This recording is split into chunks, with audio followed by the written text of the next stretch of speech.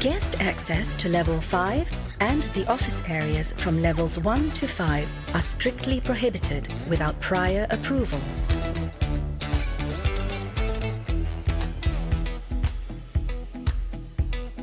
Sasana Kijang is a Wi-Fi enabled area.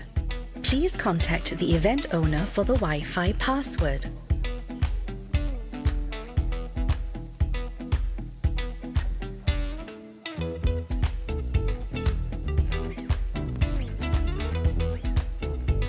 Please set your handphone on silent mode to ensure the smooth running of events.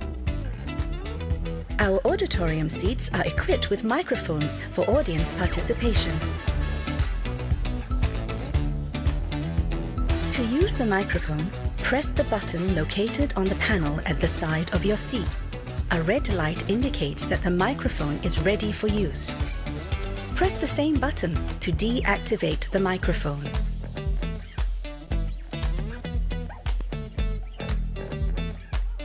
Smoking is strictly prohibited indoors. Should you wish to smoke, please proceed to the designated smoking areas. In case of an emergency, please remain calm and follow the directions of the safety officer. In the event of a fire or bomb threat, immediate evacuation is required.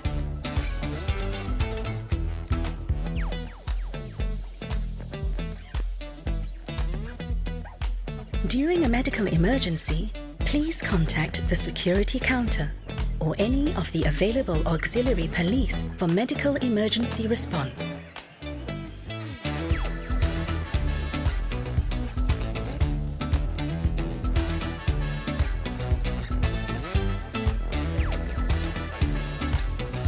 Thank you, and we hope you enjoy your experience at Sasana Kijang.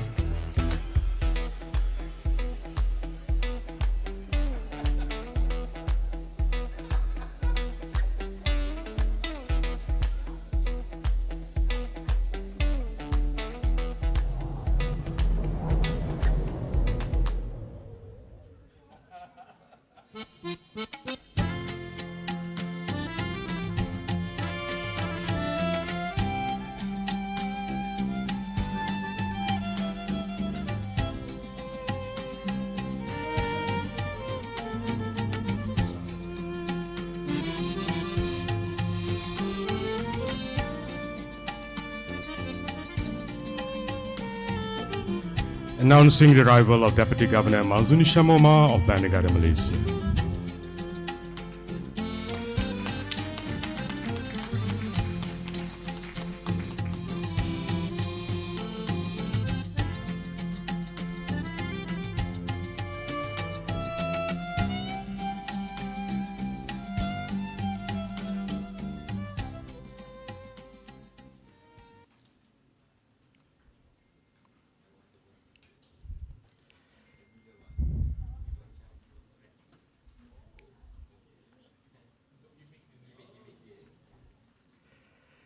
Deputy Governor Mazunisha Momar, Bank Negara, Malaysia, Dr. Kaya Sirok, Executive Member, International Council of Museums, ICOM, Dr. Asma Ibrahim, Chair of ICOMON, esteemed speakers, members of the International Committee of Money and Banking Museum, ICOMON, distinguished guests, ladies and gentlemen, Bismillahirrahmanirrahim, Assalamu alaikum wa rahmatullahi ta'ala wa barakatuh, and good morning. A very warm welcome to the 29th Annual Conference of ICOMON 2023.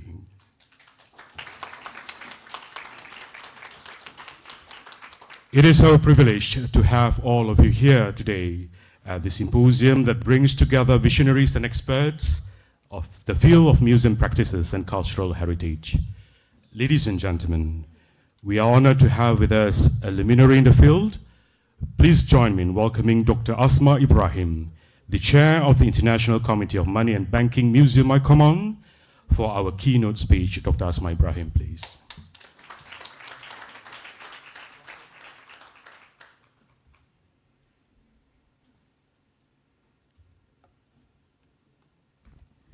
Assalamu alaikum, everyone. Respected Deputy Governor Marzun Visham, Umar Sahab, and Director Noreen Zulka, please excuse my pronunciation if I'm just couldn't pronounce properly. Dear presenters and guests, all welcome today, and very welcome from ICOMON as well as from ICOM. So just to give you a very little brief about the history of the ICOMON, what is ICOMON and why we are here today. It gives me an immense pleasure to welcome you all on behalf of ICOMON committee. ICOMON was created for museums of numismatics either as completely independent institutions or as part of larger or more general collections and museums of financial and economic institutions or companies. ICOMON provides a forum for its members to share expertise and experiences relating to a range of museological issues faced by money and banking museums, including such as the acquisition and conservation of collections. We had a good roundtable conference yesterday about these issues. Political issues of security, collection management and care, methods of presentation and display, educational projects, including financial education, conceptual questions relating to numismatic museums. The committee or the board of ICOMON offers its members both broad and in-depth discussions and organizes annual meetings, usually hosted by member organizations. A brief history of ICOMON is given by Mr. Richard G. Doughty, who was associated with ICOMON from the very beginning. In his impressions of the first 10 years of ICOMON from 1994 to 2003, says that without the cheerful volunteerism that has distinguished ICOMON from the very beginning, there would have been nothing but a beginning. So I really liked his wording for this. Without the hard, sustained labor of many people, ICOMON would have disappeared almost as soon as it saw the light. But because so many wanted it to succeed, it did succeed, overcame its early challenges, and today stands as one of the most dynamic, effective voices of ICOM. The beginning of ICOMON can be traced back to 1994 when a group of money mint bank museums personnel met in London at the Bank of England premises to formally organize a new member of ICOM, the International Council of Museums. The London meeting was held not to create a new museum group, but rather to ratify, rationalize, and formally proclaim the existence of a museum group that already existed, albeit on an informal basis. The seeds of ICOMON germinated at the Brussels International Numismatic Conference, which took place in the early autumn of 1991. Under ICOM statutes, plenary meetings are held every 3 years. Matters of general interest are discussed, and ICOM subgroups hold meetings of their own in conjunction with the major event. During the Madrid conference, it was also decided that ICOMON newsletters should be published on regular intervals. It had a bilingual French-English forerunner since 1994, the ICOMON magazine published in Brussels. As with a number of other annual meetings, the papers given in Barcelona were published in a solid volume of proceedings. This collection is one of the best in Barcelona. Barcelona meeting was dwarfed by the one held in Beijing in October 2002, sponsored and organized by People's Bank of China, their China Numismatic Museum, and a number of other public and private organizations. It bore the general title, Money and Banking, the Varieties of Monetary Experience. Over 60 papers were published in several languages and heard between 14th and 17th October, and the 2 following days were devoted to tours of China Numismatic Museum, the Summer Palace, and the Great Wall. Approximately 350 people attended part of or all of the meetings. Michael Alarm prepared the exhibition Money from Austria, which was on show in China Numismatic Museum. So this was the first step for an exhibition exchange between colleagues from ICOMON. The China Numismatic Museum gave an exhibition also titled as Geld aus China to the Historisches Museum in Vienna, 2003. After the meeting in Beijing in record time, a bilingual English-Chinese reader with the lectures was produced, which stands as a reminder of our most successful annual meetings so far. The last few years have shown us that Museums all over the world are facing an increasing number of challenges. Climate change, globalization, and questions of identity are forcing institutions to change their traditional ways of operating. This year's conference theme is Sustainability, Reinforcing in Money Museums in the Peak of Digitization and Social Global Challenges, in collaboration with Bank of Negara Museum and Art Gallery, Malaysia. This is from 16th to 18th November 2023, and 15th November was the pre-conference day, which we had yesterday. The conference will explore new techniques in the field of digital technology, display, exhibitions, as well as publications in money and banking museums. Presenters are encouraged to address these issues that curators and managers of collections encounter in this changing world. As we all know, from 2019 to 21, due to COVID, we had Zoom meetings. So the ICOMON 22 conference was a hybrid conference, which was held in August 22 at the National Museum of Prague and Conference Hall, Prague. So the conference addressed the ever popular issue of how to display coins, banknotes, and other monetary objects most effectively.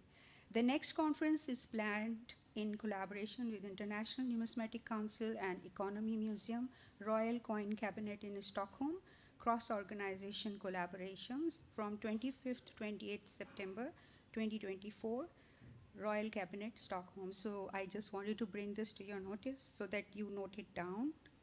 ICOMON is in close contact with the museums and education field. The briefing about the role of ICOM in the field of museums, training of staff, exchange of knowledge is always brought forward, and new members are encouraged to join, as well as institutions.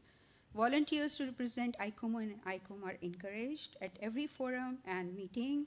ICOMON is trying to grow its network to produce a high-quality social media campaign, collaborating to reach new audience. That's our main objective. I hope ICOMON continues to grow, continues to plan, to hope also that the membership reaches in hundreds. We have come a very long way in a very short time, but work remains undone, challenges remain unmet. We are still underrepresented in Asia and especially in Africa. We must work harder to secure more memberships in those regions and to retain and expand memberships in areas of relatively greater representation, Europe and America. We believe that the surest way of achieving both objectives is to remember the reasons why we came together in the first place some 25 years ago. We met informally and then organized formally, because we wanted and needed a sounding board and a neutral meeting place where museological problems could be discussed, ideas be adopted or rejected. The voice of experience and the possibility of new concepts receive equal attention. If we remain true to these memories, we cannot but succeed. ICOMON will continue to advise, instruct, and serve. In the end, I would like to acknowledge the unfailing help of Bank of Negara, Malaysia Museum and Art Gallery team, who worked day and night. In a very short time, they worked tirelessly to make this conference happen. The higher authorities of the Bank of Negara, everyone who was involved in this arrangement. I'm very pleased and thank you. I'm very much pleased to mention here that as per dream of Richard Doty, we are here in Asia for the first time arranging ICOMON. The chair is from Asia for the first time since its establishment. So here we are creating a new history. So thank you so much.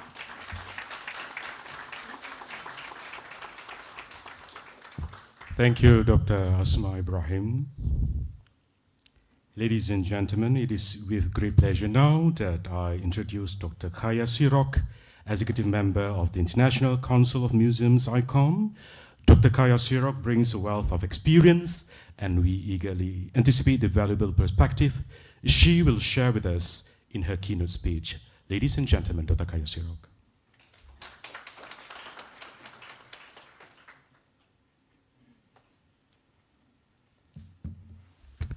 Hello, everyone.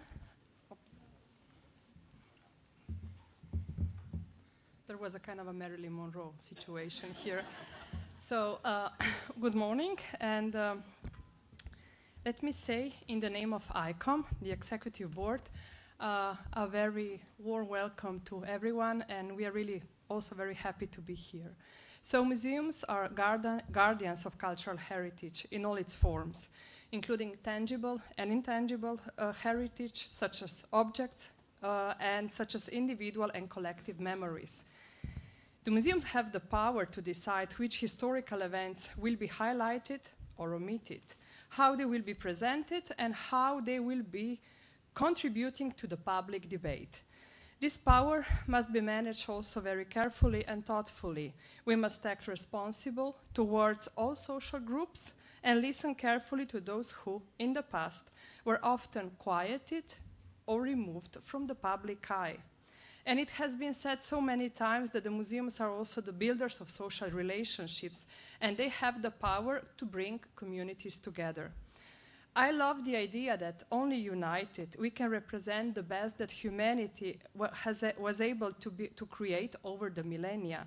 And yet, at the same time, it sometimes seems like that we haven't learned anything from the darkness and the most violent chapters in our history.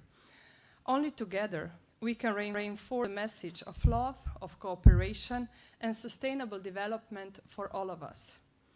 The role of museums in society has been even more visible in the post-COVID world, balancing between the new challenges of the digital production and this very huge desire that we can still be relevant in the very old-fashioned way as a physical space of heritage, storytelling, and of education. And if you remember, yesterday we discussed this very important role of education that the museums have. The new museum definition, adopted a year ago, which draws attention to the values and responsibilities of museums, also speaks to their social importance. Museums are therefore reliable sources of historical information, as they enable access and protection of the creative expression that we all value as human beings. They preserve cultural and natural heritage in the form of collections and I'm really saying all related knowledge. This formed the basis of a wide range of learning and economical opportunities that reinforce the value and the mission of all the museums worldwide. And digitalization has further expanded the possibilities of operation and mission of museums. Not only did it internationalize the work, it also set a new parameters for understanding the world of museology, and it also opened up new professional opportunities and ways of working that a decade ago, in some countries, some years ago, could only be imagined. For a historian interested in the various uses of the past narratives and museum visualizations, the digital breakthrough that we are experiencing is both, I would say, a challenge and a fear. The challenge of co-creating positive changes in society and the fear of forgetting humanity in a competitive and despite the growing use of digital social platforms, of Skyping and Zooming, an increasingly lonelier and very much isolated world. The ICOM slogan is, "Museums have no border, they have a network," represents a set of values that I really hold very dear, where we build a community of cooperation, a community of exchange, friendship based on a knowledge and common interest, where we create a network of professionals who know that they can work better only if they do it together. And this is why we are also called the ICOM family. And this is why we always look for further meetings to be together and to discuss topics that for the 50% of the other population is completely irrelevant. And saying that you teach, I learn, I lift you, and you succeed. This is our network. And our network, for me, is like a beehive.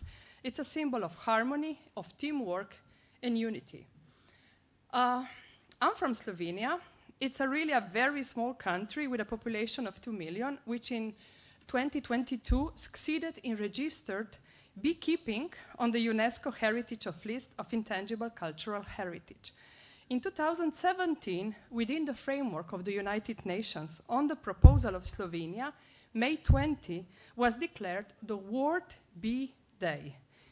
Bees play an important role in our national identity.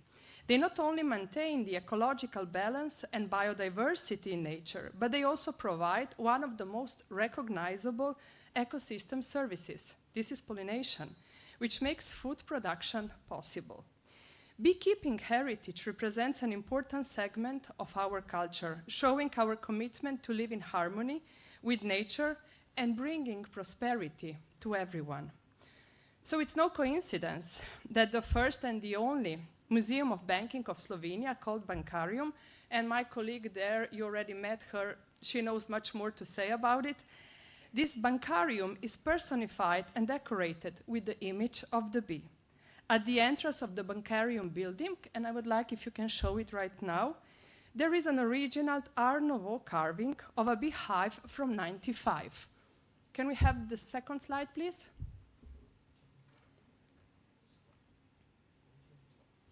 Okay, it's this one. So, at the beginning of the 20th century, bees, beehives, and apiaries were symbols of savings. They were symbols of banks, banking, and insurance companies in the area. With its symbol, people wanted to communicate that they should be like bees, that they should collect for the common good, they should work for prosperity and for themselves. Like hardworking and industrious bees in hives, people also collect and save money for a better future. In times that demand responsibility and solidarity from us, the image of the diligent bee is a parable for our work for the benefit of community. This is what we do in museums. Regardless of whatever we are talking about, improving the status of employees, better working conditions, optimizing the digitalization, participating in international projects, or simply guiding a school group around the exhibition. We are all of these.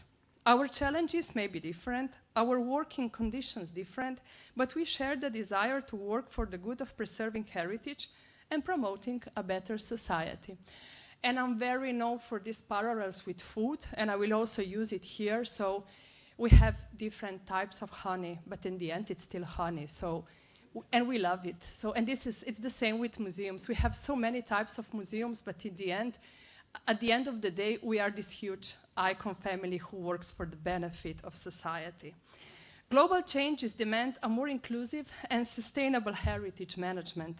And this requires today a multidisciplinary and collaborative approach involving governments, local communities, heritage professionals, researchers, and also other stakeholders. Don't forget the NGOs. By adopting sustainable practices, we can ensure that our cultural heritage remains accessible and valued, while also contributing to the well-being of the communities and our planet as a whole. And I wish you, everyone, a very pleasant Congress and a successful work. Thank you very much.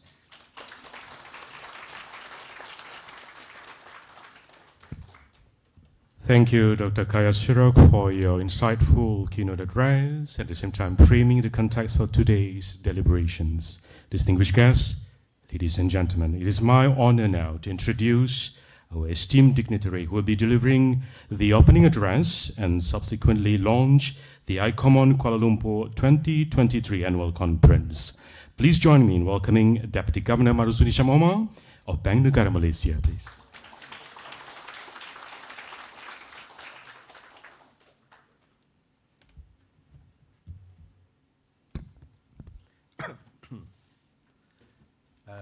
Distinguished guests, ladies and gentlemen, Assalamu alaikum and a very good morning to all of you, including those who are visiting us from abroad.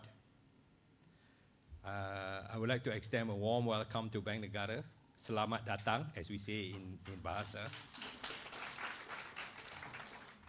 And on behalf of Bank Negara and our museum and art gallery, it is our great honor to be able to host this 29th annual conference of the International Committee of Money and Banking Museums, ICOMON. I understand that we have more than 70 participants today from across 20 countries, many of whom are scholars, and experts in numismatics, in museums, in museology fields. As an economist and central banker, clearly I'm really out of my depth here. But truly this is by far the most interesting room of experts that I've been with, and look forward to have a conversation with you. Thank you, of course, for making the journey to this country for our visitors from abroad. In particular, I would like to extend our warm welcome and gratitude to Dr. Kaya Siok, the representative of ICOM to this year's conference, as well as Dr. Asma Ibrahim, the director of State Bank of Pakistan's Museum, Archive and Art Gallery, who is the chair of the board of ICOMON. Without the committees and council's steadfast support, today would not have been possible. So thank you to both of you and your organizations. I've often been asked why a central bank would have a museum. When Bank Negara first embarked on our curatorial journey, beginning with a modest museum dedicated to Malaysian numismatic heritage in 1989, our mission was simple. One, we wanted to honor our country's rich history as told through our economy, financial system, and currency, the three key aspects that are at the heart of central banking. Two, we wanted to enhance economic and financial knowledge and literacy among Malaysians, a topic that also touched by Dr. Kaya just now, about the role of a museum in education. And three, we wanted to do all this in a fun, different, and engaging way that would relate to all ages and layers of society. Over the years, we have sought to improve and expand upon this vision through our collections and exhibits. In part, learning from the best practices and collective wisdom of many institutions which are represented here today. It was certainly a journey of trial and error, and museum scholars among us today may have a more apt framework for what I'm about to say. But if I were to retrospectively describe the key strategies we focused on in the last 34 years since our museum's establishment, it is this. Firstly, we continuously sharpen and refine the story we wanted to tell through our permanent galleries. Secondly, we made space for creativity, dynamism to reflect a changing society through our temporary and traveling exhibitions. Finally, we regularly conducted pulse checks for accessibility. How accessible are we to all Malaysians and visitors of all ages and locations? A big part of the solution to this last question touch upon the theme of this year's conference, that is digitalization. On to the first, the story we wanted to tell. In 2011, our museum underwent a major rebranding exercise and was significantly expanded to become what it is today, the Bank Negara Malaysia Museum and Art Gallery, or many of us fondly call MAG, M-E-G. This expansion saw a tenfold increase in its physical dimensions and the installation of 6 permanent galleries and 2 temporary exhibition spaces. The 6 galleries are each dedicated to various subjects such as economics, Islamic finance, numismatic, and financial education for the young ones. Taken together, they tell a story of our economic and financial history, including major milestones and turning points that have led to the landscape that we have today.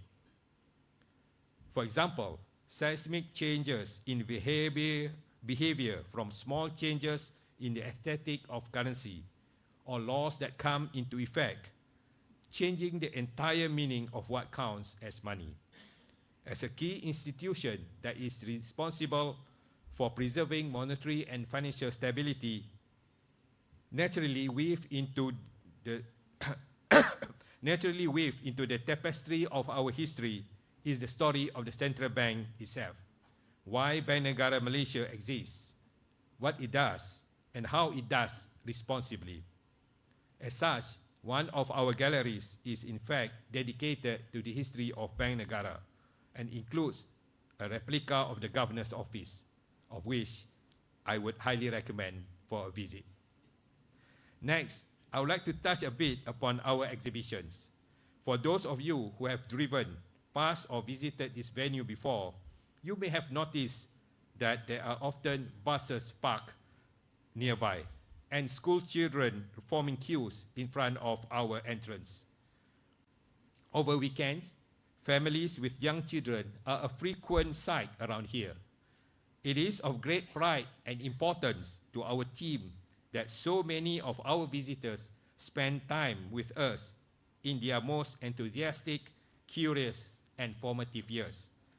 Of today, we have reached more than 200,000 visitors in 2023 alone, with 50% of these are those below the age of 18. As I had mentioned earlier, our exhibitions are where we have latitude for greater experimentation in approach, curation, and topics, often with an eye on contemporary issues. Some examples of exhibits that we have held here at MAC include the 1 million ringgit tunnel, a favorite among visitors, school children in particular, for a particularly photogenic spot, Instagram. There is also the Play and Learn Payment System exhibit, which explores the importance and use of cashless methods or e-payments. We also had our immersive 3D projections mapping exhibit, which captures the evolution of Malaysia's financial system. And not to mention the charming River of Coins exhibit, a wonderful flowing display of more than 300 ancient coins. I believe and I trust that you will spend some time visiting all these exhibits, which are housed next door. Most recently, we launched our financial literacy exhibition at the Borneo Cultures Museum in Sarawak in the Borneo, our 7th pit stop as the exhibition makes its way around the country. This was particularly a sentimental one for us, given that it covers 14 years of artwork since 2009 by one of Malaysia's most esteemed artists and cartoonists, Datuk Muhammad Noor Khalid, or popularly known as Lat, whom we had collaborated with as part of a nationwide financial literacy campaign among school children. Indeed, the core of many of our exhibitions go back to our original mission, to educate and elevate financial and economic literacy in a fun and engaging way. Ladies and gentlemen, the magic of a museum is surely seeing things up close and in person. There is nothing quite like having a millennia-old artifact mere inches from your face. For me, the memory of seeing a mummy for the first time in the Louvre almost 35 years ago as a school kid still lingers and remains extremely vivid in my mind. When we talk about accessibility, this is the magic that we hope to preserve and to deliver to as many audiences as we can. At MAC, we have continuously worked on enhancing our accessibility to those who would not be able to easily make the journey here, and accessibility in terms of interest and understanding of content. Across both areas, technology and digitalization have played and will continue to play significant roles. Prolonged lockdowns and restricted movement periods during the pandemic gave new impetus to the question of what museums of the future should look like. What initially lingered as a question for a long term was suddenly brought forward as an existential issue of immediate urgency. As with the case for most museums and galleries, this was the period when our museum truly went online. Since 2020, we have rolled out 9 virtual exhibitions that visitors may access from the comforts of their home, including financial crime exhibition, scarcity exhibition, and fintech exhibition. The lessons we had learned from this sudden shift in norms were invaluable. We saw that technology could do beyond bridging physical distances, which is revolutionary in itself. We saw how digital elements could enhance or even change the way an individual engaged with an exhibit. We saw how it made the experience more accessible to a wider audience, and the immense potential at hand. For instance, what if you could hover a hand above an exhibit and listen to a description of an exhibit in person, the way an explanation pops up whenever you move your mouse over a picture or an exhibit? What if you could input your personal interests on an app and have a personalized map or exhibit curation before you have stepped into the museum? As a result from workshopping some of these lessons, we will be launching a new museum application early next year. Our hope is that this will augment and transform the visitor experience, enabling exploration and interaction in new ways to bringing the best of physical and virtual experiences together. The application also serves as a powerful analytical tool. For example, by analyzing visitor experience and generating heat maps, we aim to address safety concerns such as crowd and access management, as well as gain valuable insight into exhibit performance. Additionally, we also hope to increase the number of exhibits that incorporate interaction with a technological platform, such as interactive touchscreens and 3D display of artifacts. Ladies and gentlemen, challenging as the times may be, I do believe that the world of museology is an exciting juncture. As economic and financial developments continue to evolve, money and banking museums in particular have a real opportunity to preserve and tell a story of a nation's economic journey, the non-black and white story, the story of nuance, complexity, and surprises, but most of all, the story of common human endeavor and endurance in the face of challenges. Technology and digitalization will no doubt play a big role in enhancing the message of the story. Orhan Pamuk, the Turkish novelist, once wrote that real museums are places where time is transformed into space. Our great challenge would be to create a space that would make more sense to our contemporary audiences while staying true to the essence of the historical past. In this respect, we have much to observe and learn from the ICOM and ICOMON community. There is no doubt that Museum and Art Gallery of Bank Negara, as it stands today, owes much of its features and success to the best practices, precedents, and standards set by both organizations. We look forward to more exchanges with the community in the future, be in events such as this or bilateral visits.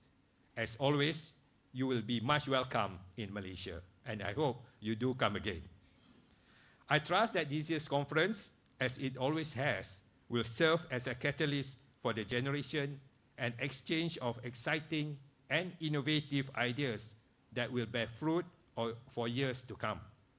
More than that, I also hope it also becomes the start of fulfilling and lasting collaborations and friendships among participants.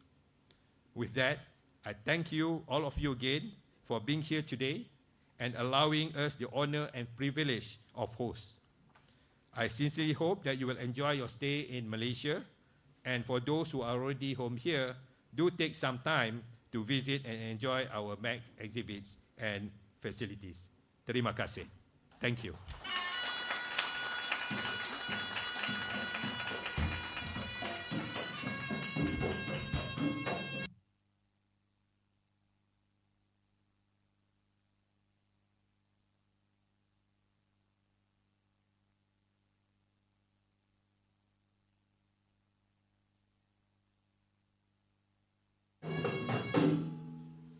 Thank you, Deputy Governor.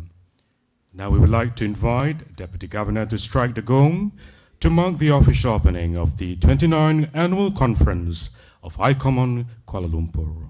On my count, Diti, 3, 2, 1, hit.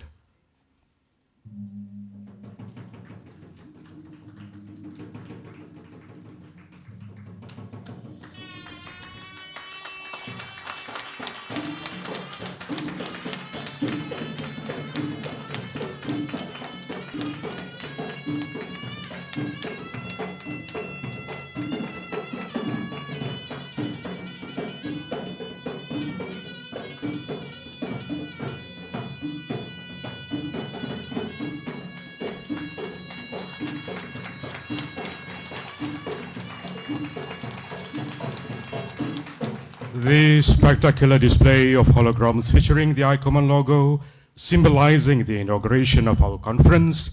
Let's give another round of applause for this remarkable start, ladies and gentlemen.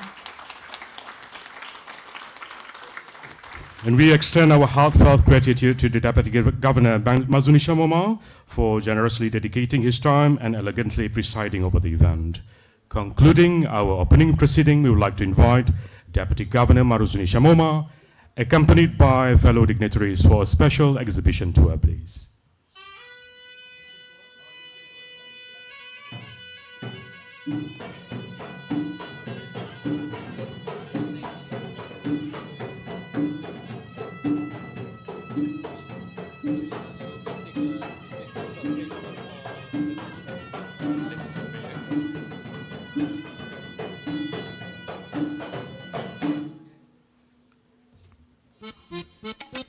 Ladies and gentlemen, we will go for a short break and come back in 10 minutes' time. Thank you very much for your attention.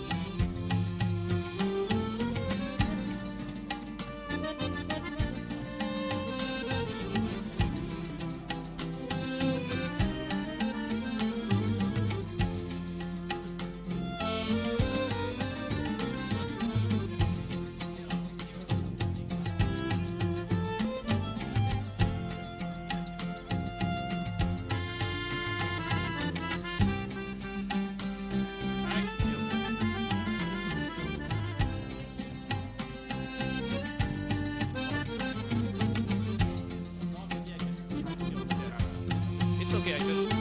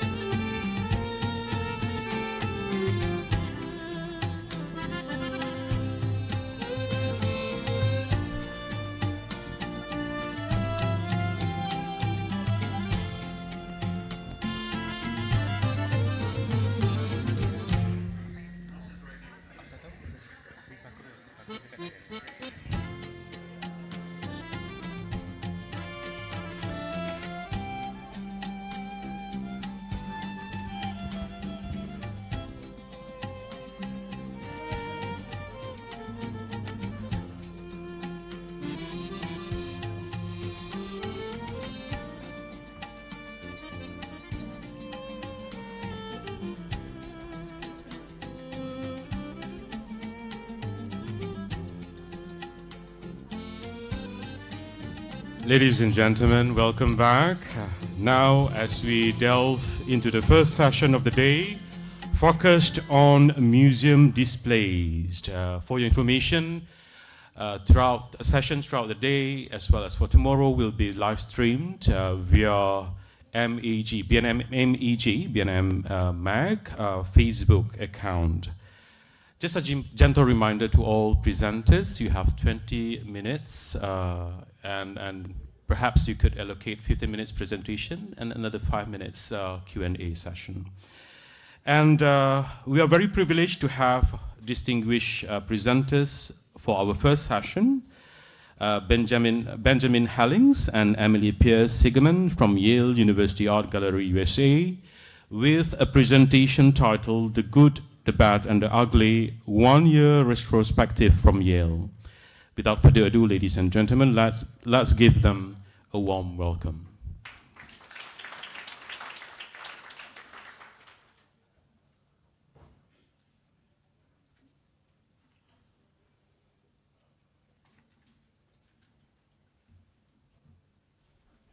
Good morning. We would like to begin by thanking the organizing committee, ICOM Malaysia, ICOMON, and the Bank Negara Malaysia for hosting this wonderful conference and welcoming us as speakers. At the last ICOMON gathering in Prague, 2022, we each presented new and exciting facets of Yale's inaugural numismatic gallery space, titled the Bila Lion Pratt Gallery of Numismatics. Immediately after opening in May of 2022, we began the never-ending process of assessment, interchange, and revision. We achieved our initial goals, but some moments of frustration and tension did arise. A major desire for curatorial staff was creating the intimacy of the gallery space. Coins are small, with metals and paper currencies only occasionally veering into the so-called large category of museum objects.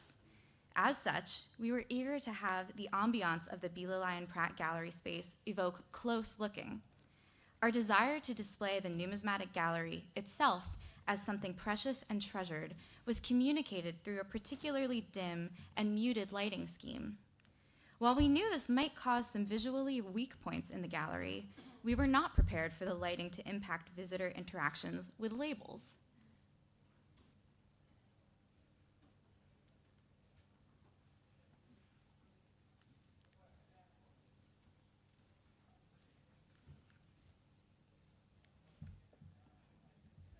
Pause for dramatic effect.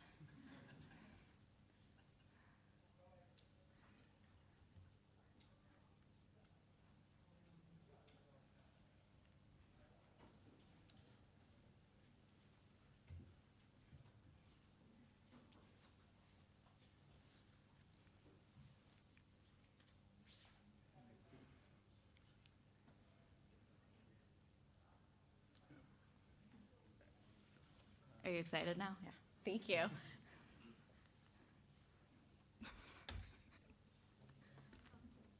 Okay.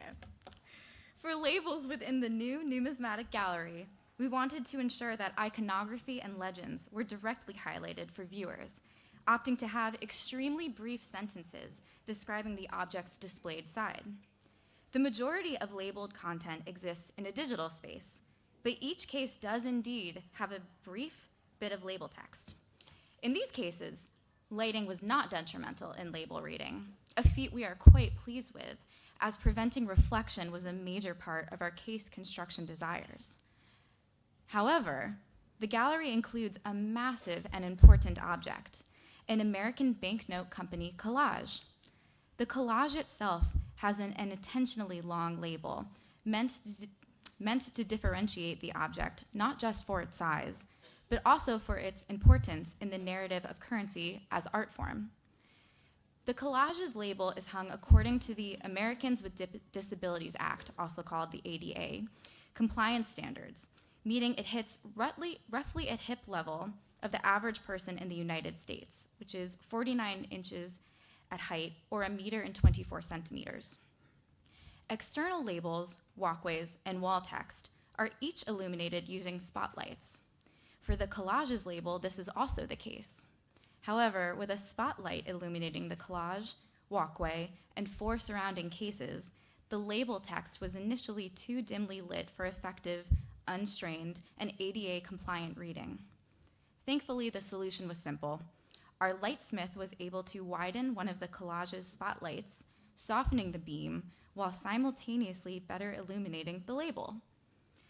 While resolution to lighting difficulties was quick and not too detrimental to the visitor experience, there was one major fault with the new gallery space.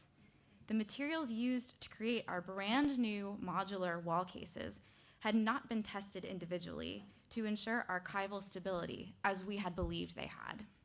This means that components of all of the cases had the potential to cause deterioration to objects if exposed for long periods of time. While a year is not long enough to instigate irreparable harm, questions surrounding the case materials have renewed the need for analysis of the exhibition. Materials for the case construction had been tested in the past, but in phases, and never with the completed colors, fabrics, and inserts interacting with one another. We discovered this potential issue in April of 2022 through an often underutilized sense in the museum sphere: smell. When the cases arrived, staff noticed a particular scent emanating from the empty cases. This is not unusual, as materials will often need to off-gas after shipment. The cases stayed open for about 1 week with no objects in them as part of the installation process, at the conclusion of which they still smelled strange. Exhibition and conservation staff were both consulted, and it was decided to reassess the odor in a few months. Installation continued onward as anticipated, and concern was paused for those few months. In January of 2023, exhibition and collection staff again were alerted to the scent in the cases. Collection staff instigated an ADI test to be conducted in 2 cases, one that contained only paper objects and another that contained metal objects.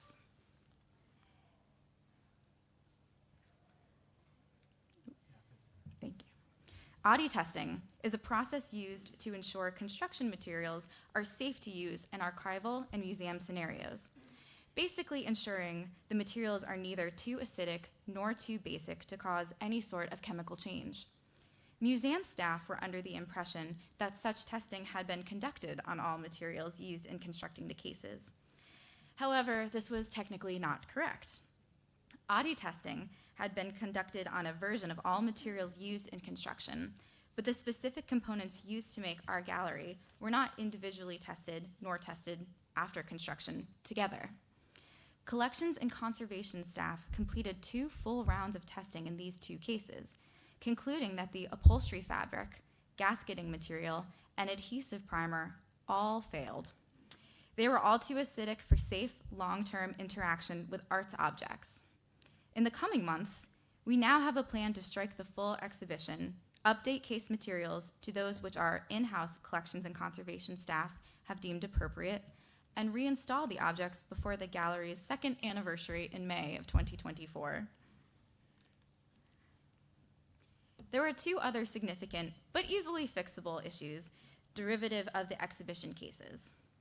First, desiccant chambers were not constructed in a way that completely sealed the cases, a special requirement we had for the newly constructed cases. This meant that any desiccant added to help stabilize internal relative humidity and temperature was ineffective. Second, the case for the Naseby cup, one of the show-stopping objects singularly displayed in the museum, had similar climate seal issues. Both of these sealing issues now have been fixed by our wonderful exhibitions team, and desiccant is once again effective at preserving the necessary climate factors for safe housing of our metal and paper objects. Not all the lessons learned were difficult or painful to experience. Although we experienced some growing pains, we helped initiate a serious revolution of our protocols when working with external vendors. Moving forward, collections management and conservation will be consulted by our exhibitions department with all future installations to assess every aspect of an installation, not only focused on works of art, but will pay closer attention to environmental factors and double checking and testing all components rather than exclusively relying on outside results and generally accepted norms.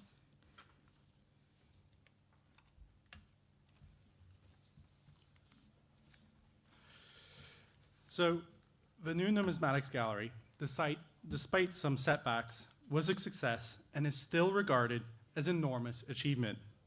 The Bila Lion Pratt Gallery of Numismatics is counted among the greater attractions of the entire museum. And this is a museum that houses multiple Van Goghs, Rembrandts, and Picassos, as well as many of the most important American works of art, including the original Trumbull paintings that were used to decorate the Capitol, Washington, D.C.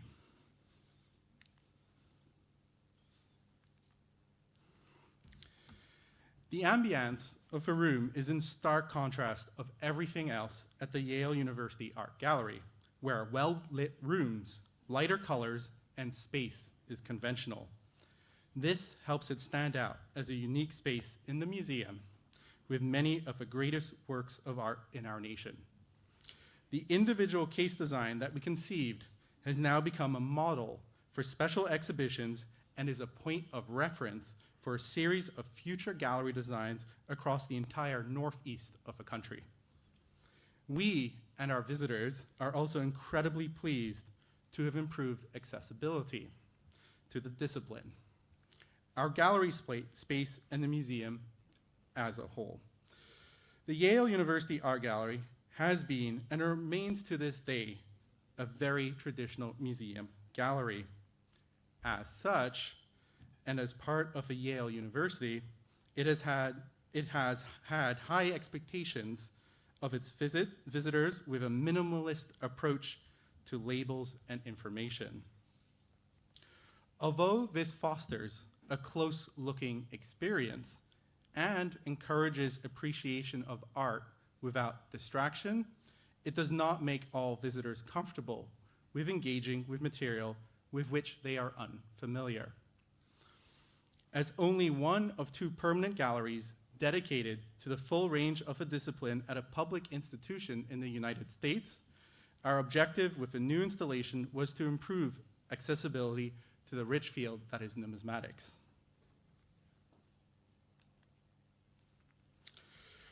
We presented our labels in Prague and discussed how they were a novelty at our institution to help contextualize each individual object in an intriguing way. Together with new label styles, we introduced a new complementary digital initiative.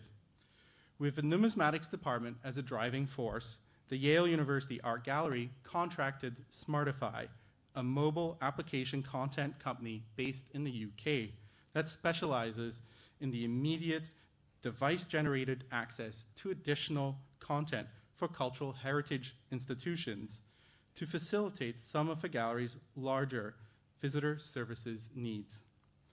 We initially utilized their QR code generator, data hosting, and more to fulfill the need for the checklist-like additional content accessible in the gallery. Smartify also allows us to host complementary media, both in its own content creation structures and from other digital repositories. The first tour we launched takes visitors on a short guided tour describing the developments and advancement of coin and currency through history. In this audio guided tour, we address the three minting traditions, development of portraiture, and industrialization of milled coinage. This single tour has frequently been a trending tour in the United States, competing with tours at other major institutions like the Smithsonian American Art Museum, the National Gallery of Art, and the Philadelphia Museum of Art. This has helped raise the profile of numismatics and the department in the fine arts world, within which we find ourselves situated. We have several other individual object audio guides and are looking into integrating several other tours and videos to enhance remote and in-person experience with our collection.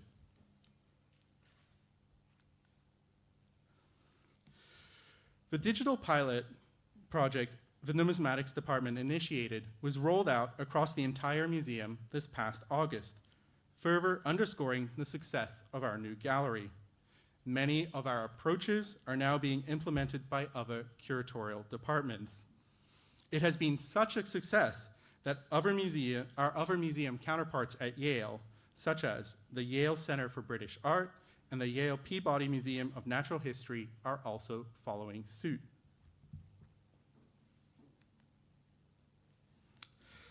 Another positive outcome stemming from these accomplishments is that the department and the museum have been able to bring in and engage with new patrons and benefactors. This is a wonderful result to help support further diversity, inclusion, and accessibility efforts, as well as the collection and institutional development. For our department specifically, we have also been able to fund the museum's first ever numismatic book publication, which is now also the first in a brand new book series for the institution, focusing on collection highlights. 2 other books in Asian art and European art are scheduled to follow the numismatics publication.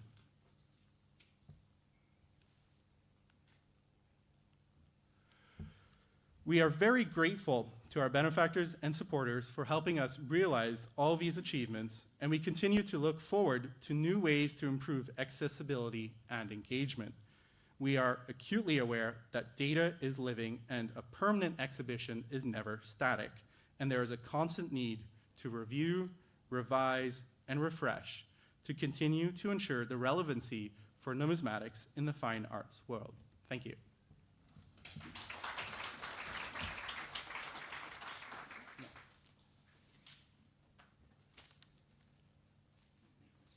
Any questions or?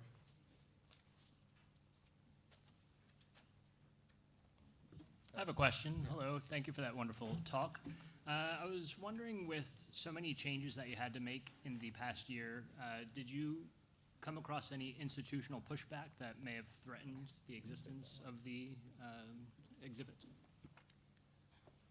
The short answer is yes. The slightly longer answer is, at the end of the day, everyone is obviously very concerned with caring for these objects in perpetuity. So while the mechanisms through which we seek solutions may differ, the end goal is always to preserve these as long as possible. So I think we were able to ultimately come to a moderately painless solution. When we do deinstall and reinstall all 261 objects, I might feel differently, ask me then, but for the current moment and as we move forward towards that, I think we're all very pleased, including leadership. Thank you.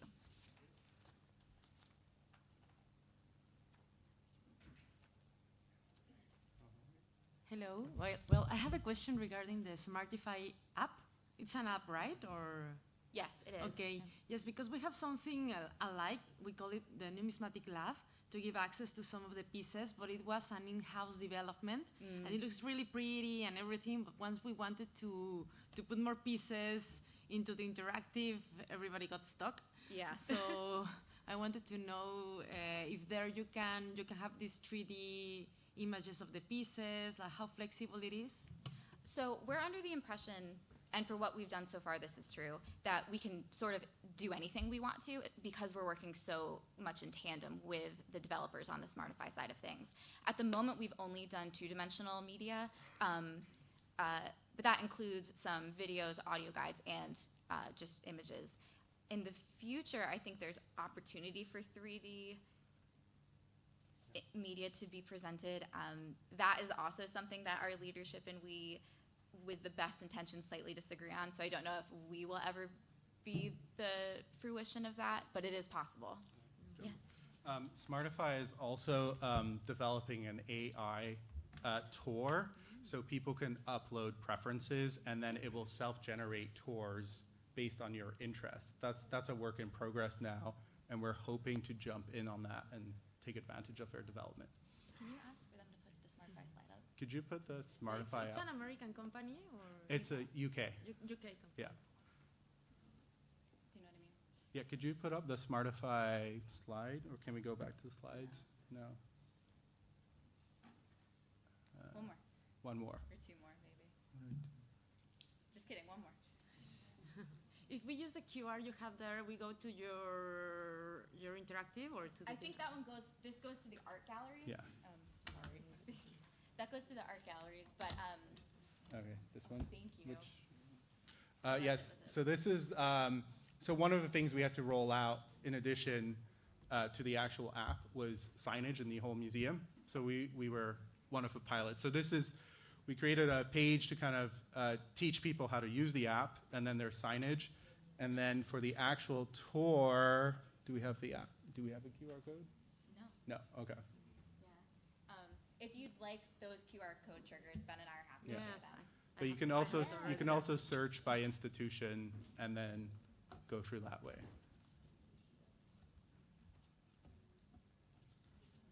Thank you. Cool. Thank you.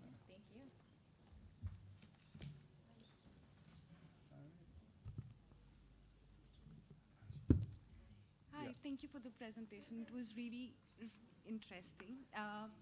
I might have missed onto it, but I was just wondering, because you mentioned how you revised your labels in the beginning in order to make them more accessible and simplified their language. Was it something, how long did that process take?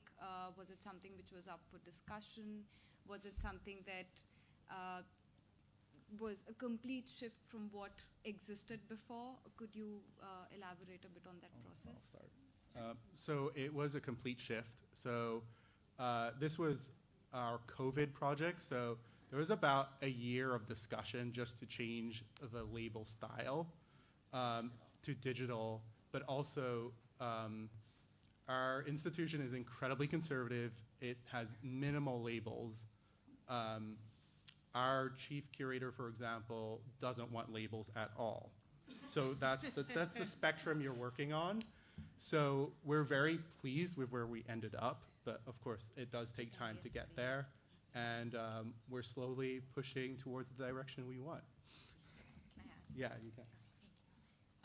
And that was one of the reasons why we were so keen to go digital, is because prior to this, if you were low vision or had blindness, there really was minimal content you could engage with in the gallery, including numismatics. So now that there's so much of this content on a digital platform that does do alternative text and audio translations and transitions, we can engage much more broadly with all groups of people, and we're absolutely ecstatic about that.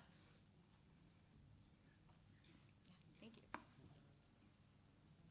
Yeah, okay. Thank you, everyone. Thank you very much, Benjamin and Emily, for sharing such insightful session just now into the retrospective journey from Yale. Ladies and gentlemen, moving forward, our second presentation explores on the innovative use of technology in the museum domain. The topic is use of generative AI in the development of museum practices, reviving the past for a sustainable now and future. Presenting this intriguing session are Singh N. Ramakrishna SA and Nasi MA from E-Factor Experiences India, New Delhi. Let's put our hands together for both of them. Thank you.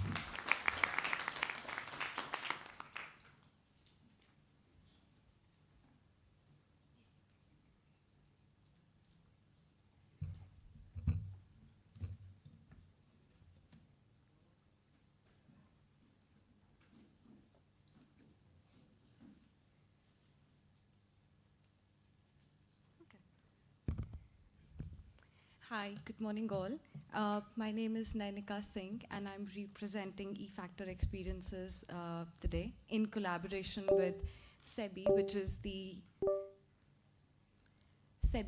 Securities and Exchange Board of India, a statutory body that regulates the Indian securities market under the Ministry of Finance, India. I'll start by first saying that I miss my colleagues who unfortunately couldn't be here. And our presentation today is about the use of generative AI in the development of museum practices.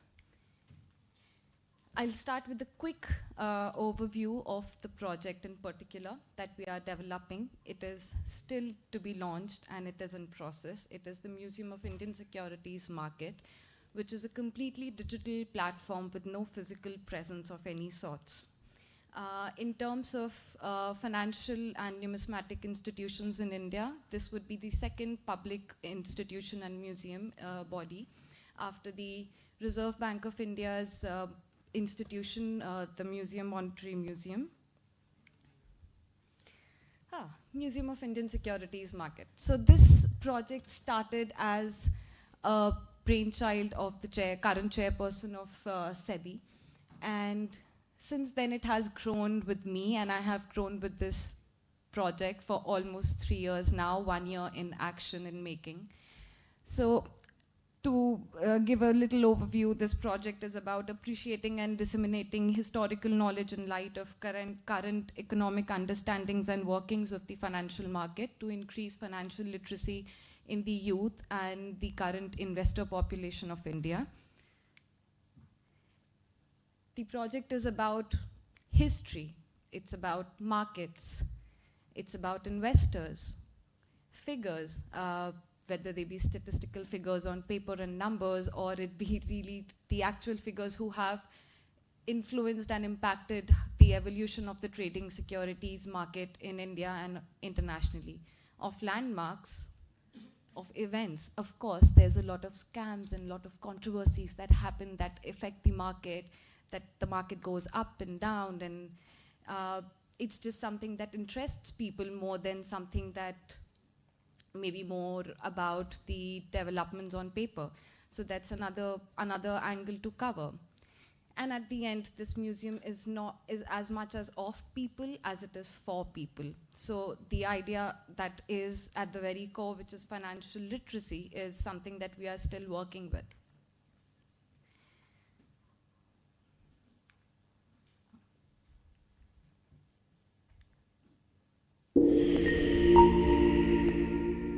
The idea of making this museum was not just about making a museum which is an archival repository of all sorts, but also to make sure that because it's not a physical museum, it needs to have a design strategy, and the aims and the mission and the vision of the museum has to be at the very core of the same.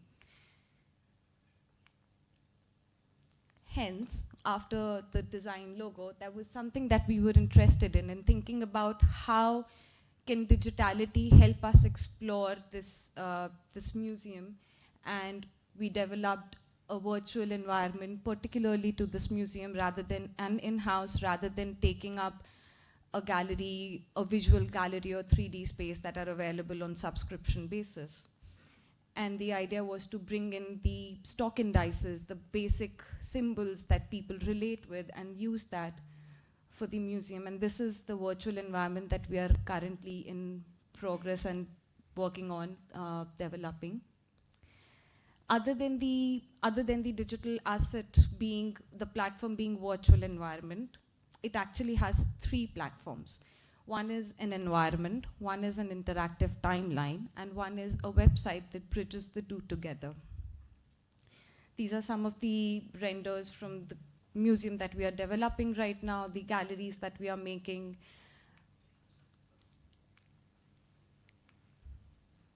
And this is a small recording from the interactive timeline that we are working on. So the timeline is basically divided into 4 categories: places, events, market, people, and then further categorized. Each of these categories are further categorized into multiple categories. This is mostly a repository of everything that has happened internationally that has impacted India or that has happened within India. And we are trying to bring together all these rules and regulations, parliamentary debates, all of the information together to create an archive and a repository of the Indian securities market. So the big question, where does generative AI fit in all of this? When we were building this, as we are building this platform, we realized that there is a lot of intangible heritage, a lot of storytelling that is there, that exists, but we have no pictures for it. How do we cater to the current market, to the current viewer who is very visual centric? There has been a lot of debate around the use of AI in multiple areas of, in multiple museum domains. But I remember I was reading Deleuze and Guattari's 1,000 Plateaus sometime back. That was a book written by two French philosophers in 1980. And it talks about how perspectives can change what you're looking at. If you change your perspective, your understanding of the issue changes completely. And that's when we realized that maybe generative AI is something that is debatable, and we agree. I mean, there is a whole thing around that. But there's also this thing that it can be useful for us, maybe in this case, where we do not have images and we want to cater to a storytelling. So these were some of the archives that we were working on, and we found that we have no images at all to work on a 3D platform. Our challenge was to create educational content, thematic storytelling, chronological mapping of the whole thing, and our problem was that we were facing challenges with, as Dr. Kaja mentioned in the beginning, that museums are a community, but we were kind of in an irony where we had big numbers but small budgets, and we couldn't afford the inter-institutional loans as well. So the solution was digital surrogate for us. This is one of the images which is available on Wikimedia Commons of olive presses from around, I think, 6th century, if I'm right. Thales was one of the Greek philosophers who used, where olive trading was became a big thing in laying the groundwork for trading and future options. And we didn't know what to do. So we created a generative AI image in order to support our storytelling in our 3D environment. This is an image from Horniman Circle, Bombay, from British Raj, where there was trading that was happening under the banyan trees, but we couldn't find any image of trading happening under the banyan trees. So we started working on creating banyan tree images of trading in order to support the story. There was a crisis in Assamese tree plantations, and we didn't have any images to support that. So we started creating more images. Cotton mills in Kolkata, to Sumerian tradings where coins were used as future trading options of securities. But there was there was a lot of consideration on the kind of prompts that we were given. The prompts, of course, cannot be authentic. None of these images can be authentic, and that is not what the museum is also trying to portray. But what we are trying to portray is as close as possible to the history or to the storytelling. And we kept in mind the landscape, the transport, the architectural element, the tools, the colors, the clothes, the fabrics, the dye, for that matter, that was there, which was prevalent in clothes at that point of time, to just keep it as close as possible to history and appreciate the same. What was our learning? Our learning was that we can take great benefits from AI, but all we have to remember are the ethical responsibilities that come along with it.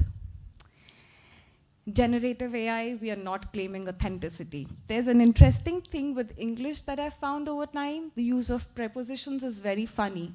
The moment you say for AI versus you say of AI versus you say with AI, it changes the dynamics, the relationships you have with intelligence.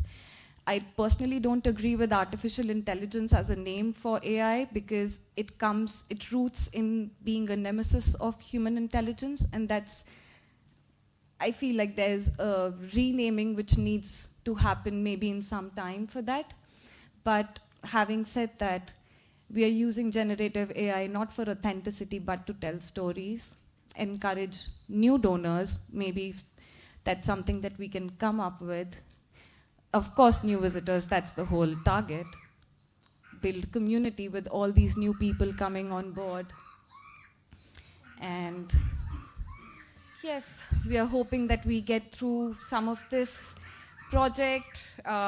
We are in the process of developing around 1,300 new archive pieces, and it has been a very long journey in a very short amount of time, which still has 3 or 4 months to go.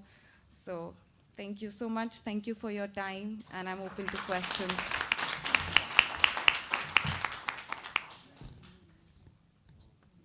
Hello. One question here. I heard you mention scammers. How do you portray that? How you do the exhibit to inform the public about scammers thing? Because that is the in thing now, that you should educate the public. Thank you. That's one of the most interesting and one of the topics that we have had the most struggle with, because we are working with an institution. There are always power dynamics within institutions that are involved, and we as an external service provider are constantly struggling and negotiating our boundaries with them and trying to understand what they want to present. With SEBI being the market regulator, of course, a lot of scams and ups and downs have happened in the market, but there have been, I would say that they have treated or considered them as learning curves. And that is what we are planning to present them as.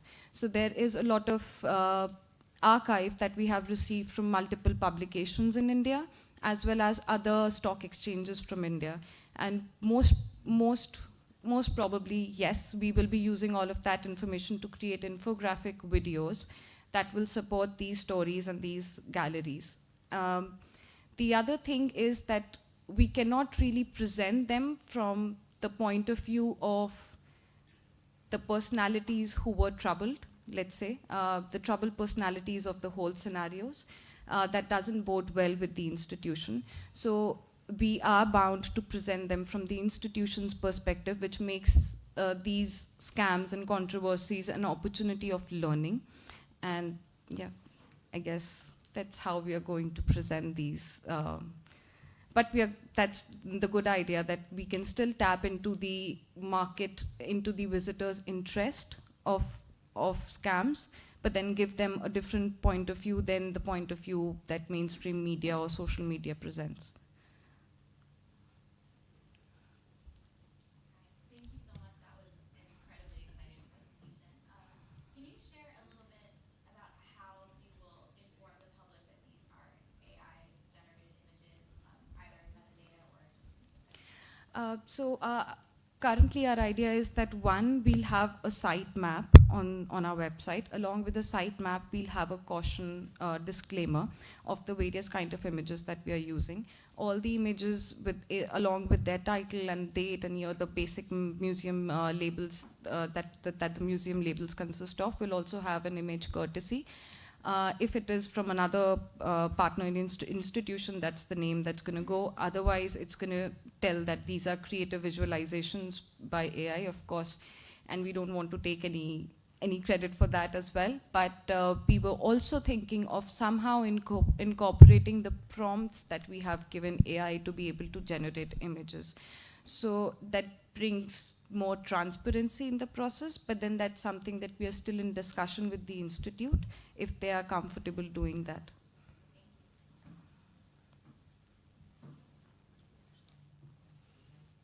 Thank you very much. For those images created, which are supposedly trying to reconstitute images of the past that you don't have, but do you have any, are you engaging with any scientific authority or whoever to at least assess that what you're reconstituting is somehow reflecting how people thought it would look like? I mean, do you have any scientific vetting of the images? And do you mention it?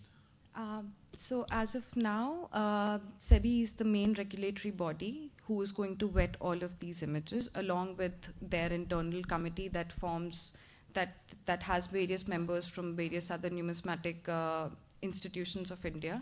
So that's the vetting committee for this, but that's an interesting point that you have brought today, and maybe that's something that I will take back as a point of discussion in terms of maybe expanding the horizons of these vets. Thank you so much. Okay, all right. So okay, yeah, we have another questions from gentlemen. So additional to question by Puan Rasa regarding scam. So on top of the exhibit, if let's say you have the exhibit on scam, so do you have any awareness program or talk that you give to school children or university students regarding the scams for the awareness? Okay, thanks. So as I mentioned, that the museum is not just about getting more, collecting archives and gathering data, but it's also creating new data.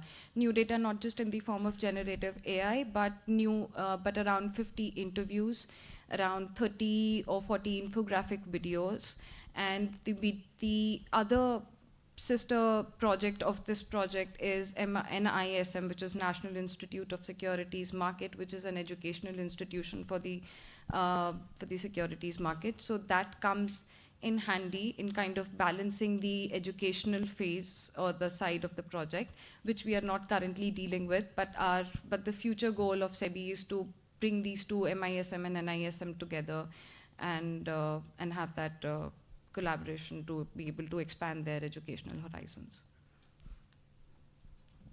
One more question from our... Yes, it's a very short one. I was just wondering about the copyright, like which AI generator you're using and how it works. So in terms of AI generated images, because we do not have, as of now, we have not come across any copyright issues until and unless we are clear and we are transparent about the fact that we are generating these images using AI. So that's been a blessing in disguise.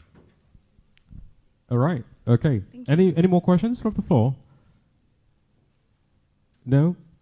All right, great. Thank you so much, Nayanika Singh, for shedding the lights into the transformative potential of generative AI in museum practices. Ladies and gentlemen, our next presentation, titled Opening the Vaults, promises to uncover hidden treasures and insights. To shed light on this captivating topic, please join me in welcoming our presenter, Paul Billian from Dutch Central Bank, Netherlands. Please, sir.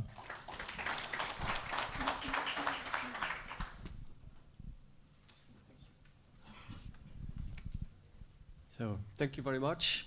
I also will talk about a virtual exhibition, and that's because today I will take you on a small trip through a transformation of the head office of the Dutch Central Bank. In Dutch, that's abbreviated as DNB. And our focus will be on the renovation that our building in Amsterdam is undergoing at the moment, and we'll explore the new public space that will emerge as a result of the extensive renovation that is ongoing. The decision to renovate was prompted by a pressing need because the building had reached the end of its technical life. So we had a few options. We could move, rebuild, or renovate. And ultimately it turned out that the most economical and most sustainable option was to renovate the existing building that started its life in the 1960s. Our renovation journey began in 2020 with the start of demolition work and is set to culminate with the completion of the renovation by the end of 2024, next year. And what sets our project apart is the emphasis on sustainability. In our commitment to sustainable practices, a lot of the materials of the old building are reused, like the red-brown tiles that once adored the main building and the main building's facade. And rather than discarding them, we have ground these up and repurposed them as a color pigment on some of the floors. That's just one example. The decision to renovate the head office instead of complete tear down and rebuilding, the construction conserves a staggering 70,000 tons of primary raw material. The renovated head office will be highly sustainable. Energy consumption and carbon emissions will both decrease by more than 80% as compared to the old building. There will be solar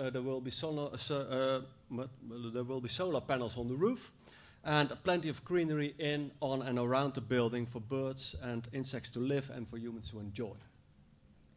Our revamped headquarters will also require reduced security measures because we've relocated the gold and banknotes that were stored in the old building, and they were moved to a new state-of-the-art cash center like a Fort Knox. And this allows us to relax security and thereby opening the doors to the public.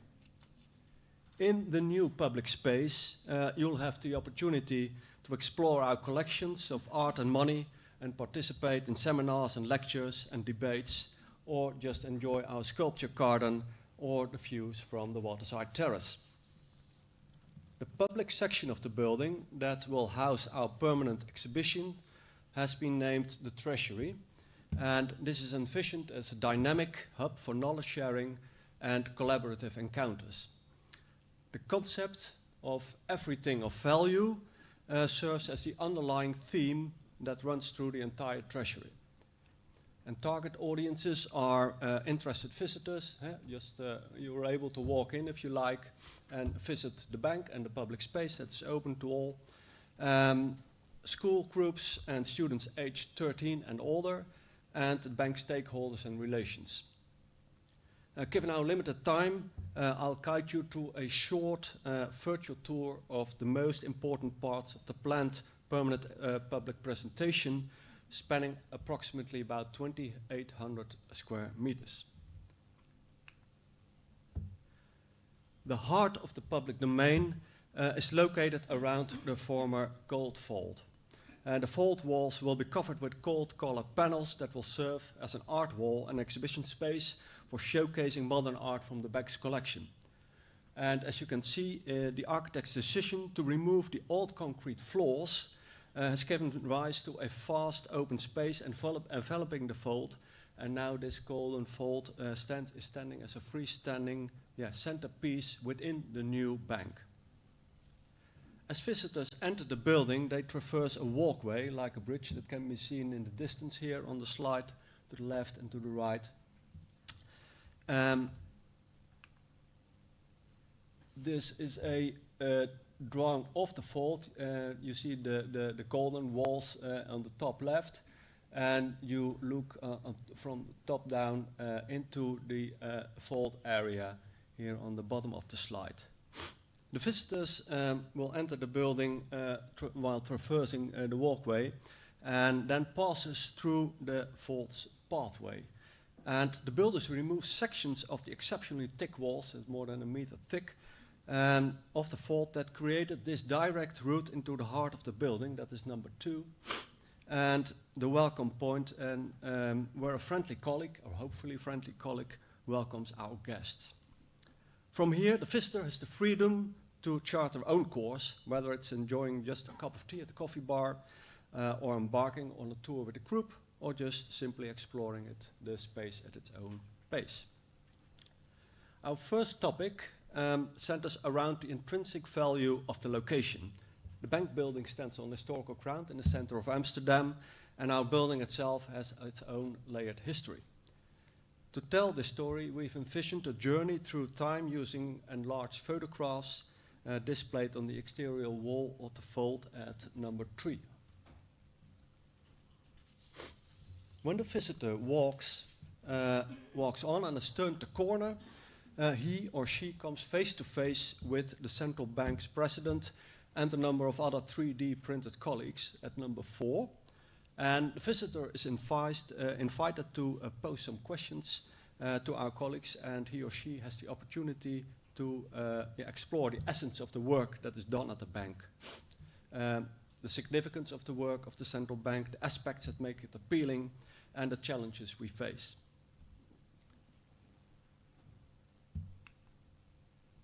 This is an artist's impression of how this is going to look like. And after that, the visitor can walk down a wide staircase that is suitable to sit in or to receive groups. And he or she comes on a promenade-like structure with alcoves on the left. That's at number 5.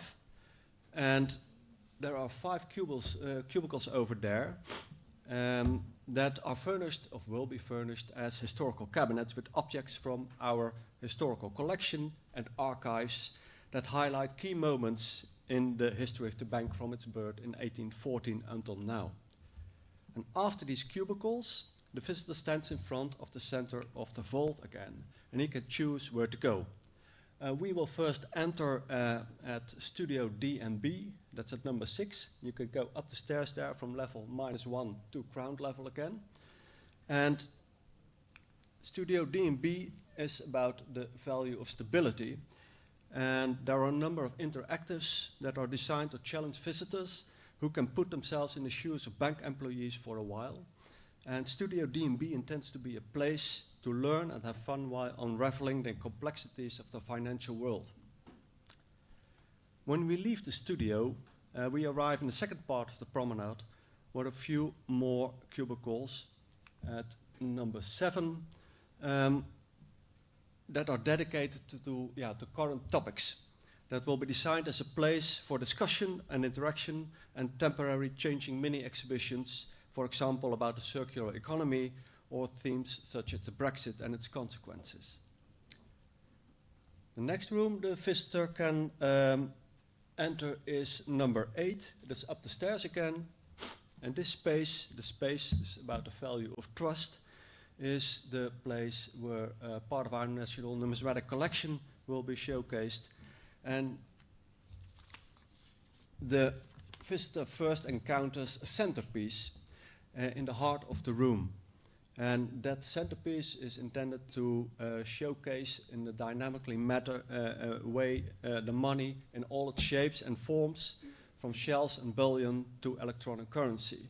And this dynamic presentation incorporates designs of changing lights and moving showcases, hopefully creating a visually engaging experience. In the next section of this room, there is a space that gives the visitors the opportunity to engage in a hands-on experience of detecting counterfeit money themselves, which is complemented by a display of counterfeits and counterfeiting instruments from our numismatic collection. Next to that, there is a significant portion of the space dedicated to 3 showcases under the overarching theme of Money Talks. And these exhibits delve into the symbiotic relationship between people and money, exploring themes such as money and power, money and religion, and money and trade, and money and war. And it's an exploration of the complex role that money plays in shaping human interactions and in societies. And here we try to show that money is more than just a medium of exchange, and that is also an expression of cultural identity and a means of communication.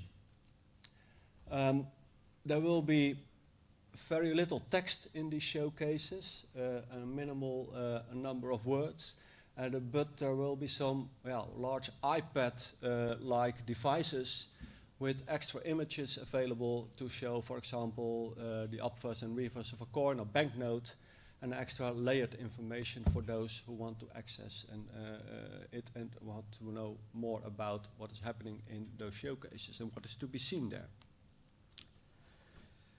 The use of money also as a cultural identity and a means of communication is explored further on a wall behind those showcases that is dedicated to a panoramic display featuring paper money from all corners of the globe. This one is similar to a display at the Money Museum of the German Bank at Frankfurt, and the exhibit is a great success there. So we try to emulate that too. Concluding, the experience is an interactive focused on the future of money, and here we aim to actively engage visitors and prompt contemplation on this important subject. Following this room, visitors have the opportunity to descend even deeper into the vault, 15 meters below ground level. And adorning the exterior of the vault walls here are more artworks from the bank's collection, and this area also allows for temporary exhibits. However, what truly is thought to spark contemplation is the historical significance of this location, because it was used to house a substantial portion of the Dutch gold reserve. And here visitors can explore the significance of the gold reserve, its current location, its extent, and the potential scenarios that might necessitate its use. And finally, as the virtual vault doors open, visitors step into an immersive video experience that brings the history of gold to life. And with this renovation set for completion by the end of 2024, I can currently provide you only with a virtual tour. But yeah, we would be delighted to welcome you for an in-person tour. So do not hesitate to contact us in 2025. I hope that it's all ready. And you can see it with your own eyes. And alternatively, you can maybe visit it also digitally, about which my colleague Pim Meuring will tell you shortly. Thank you very much.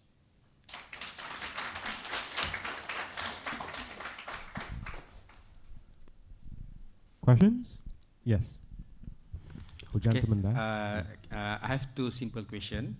So firstly, I saw there's you will display the security features of the banknotes, which is using the what we call that magnifying glass. So I just want to know whether and it is quite round. Yeah. So whether you're using motorized method or just manual method? Manual method, yes. Oh, manual method. Yeah. Okay. And you can choose and look at the different security features, the public features.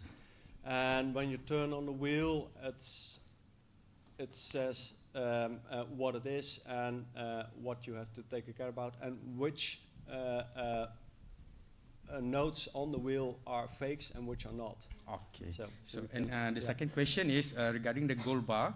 Do you will make a replica or is it original? That's a good question. Yeah, I think no one dared to ask our president yet. But if it's, according to me, the only thing that really sparks the imagination is a real gold bar. And there are plenty of examples around the world, I think, where you will be able to touch and pick up a real gold bar.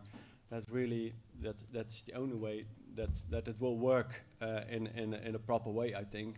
And I hope they will choose to display one, and I hope that they will not be too scared that it will be stolen, but I think it can be secured pretty good there, yeah. Okay, additional question. If you are using the actual gold bar, so what is the security measures that you will include to ensure that it is safe and not being stolen? Because the one I've seen I like is at the Bank Museum in England. It has a really strong perspex box. You can put your hand in, but once your hand is lifting the gold bar, it's impossible to get it out. So it's a narrow slit, but extremely strong room. Of course, with security measures and cameras, and I've never heard it being stolen, so it's still probably there. Otherwise, we would certainly have heard about it. Yeah. Okay, perhaps one last question from the floor. Anyone? Yes. Have you started any promotional efforts to try to bring in people and alert the public that this is going to happen? And what's your visitor numbers before renovation and what do you expect it to be after? Before renovation, we had nothing like this. We only had the visitor center. They had about, I think, 30 or 40,000 people a year, which is not a great deal, but it was much smaller. But we're now furnishing, making a whole new public department. So the numismatic collection will be part of it, the art collection. There will be people from the historical collections, and there will be people making the programs. We will have a new boss. She starts on the 1st of December, and we will meet her the Tuesday after we leave the Congress here. So it's all pretty new and pretty exciting. We're just starting it all up. But we have a wonderful communication department, and I'm sure they will be able to, give it to tell the world. Yeah. Thank you. Yes.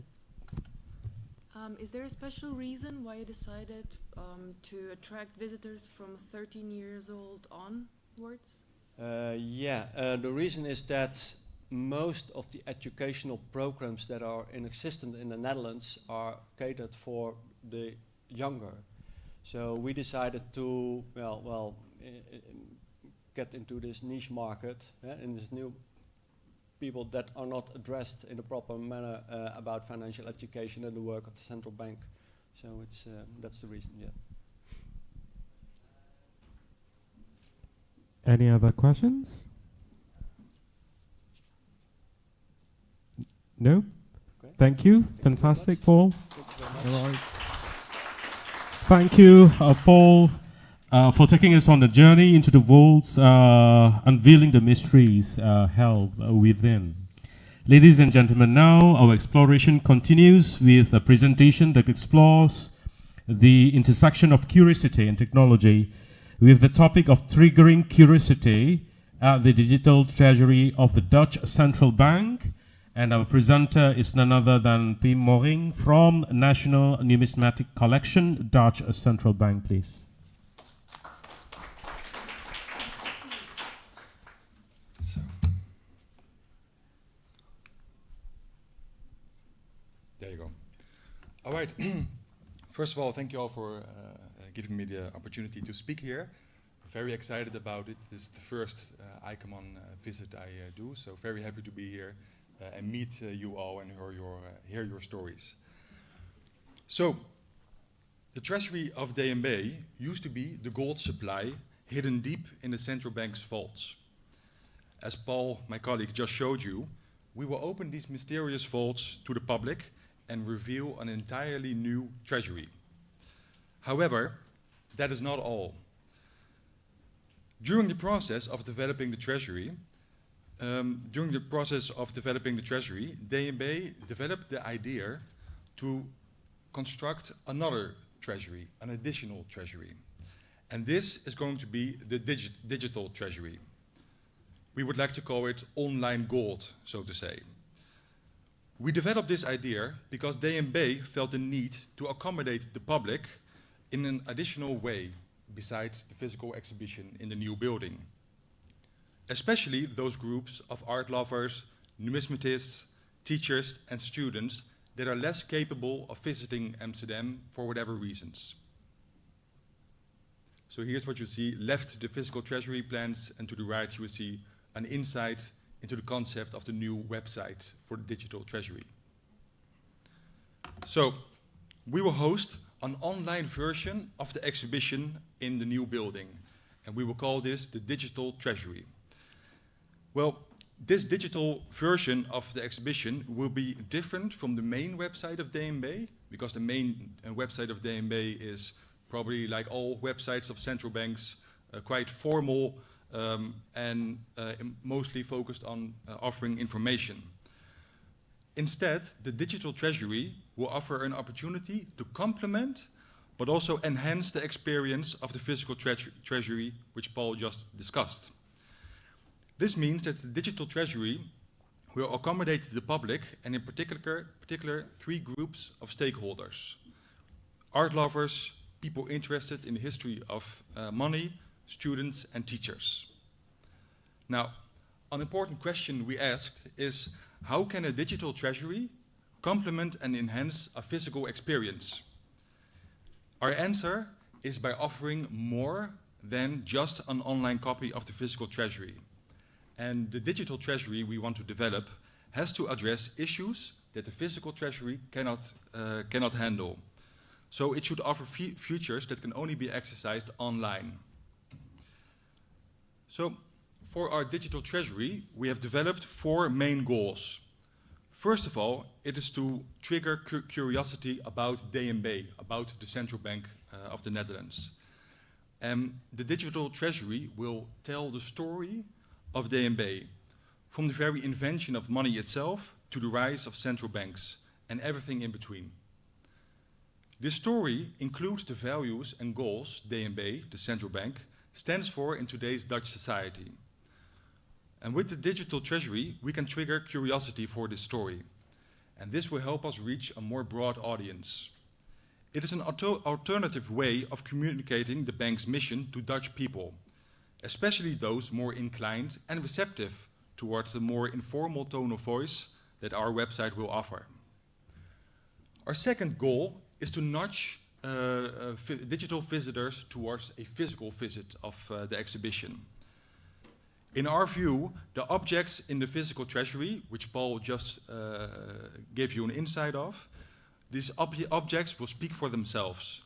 So, as we believe it, the experience of witnessing these objects in the exhibition in real life will offer more of a numismatic or a historic sensation than any digital alternative. So it is our aim to nudge digital visitors towards a physical visit so that they can experience this sensation for themselves. And this nudging of visitors from digital to physical works both ways. The physical treasury will offer the sensation of an authentic object in real life, accompanied by minimal text and context. Visitors can access more information about the object online at the digital treasury, which offers more details, more text, and more context. However, it will not offer the sensation of a real-life object experience. Our third aim is to offer numismatic experience. With our National Numismatic Collection, DNB can accommodate people interested in the history of money. By employing the expertise of our team and the benefits of our numismatic databases, we can offer a numismatic hub for a wide range of stakeholders. For example, those with general interest in money, but also those with interest in history, students, teachers, numismatists, and any other researchers. So by offering this in a digital manner, we make our numismatic expertise accessible on a scale we cannot offer in the physical treasury. Lastly, the fourth goal we have is to offer educational material.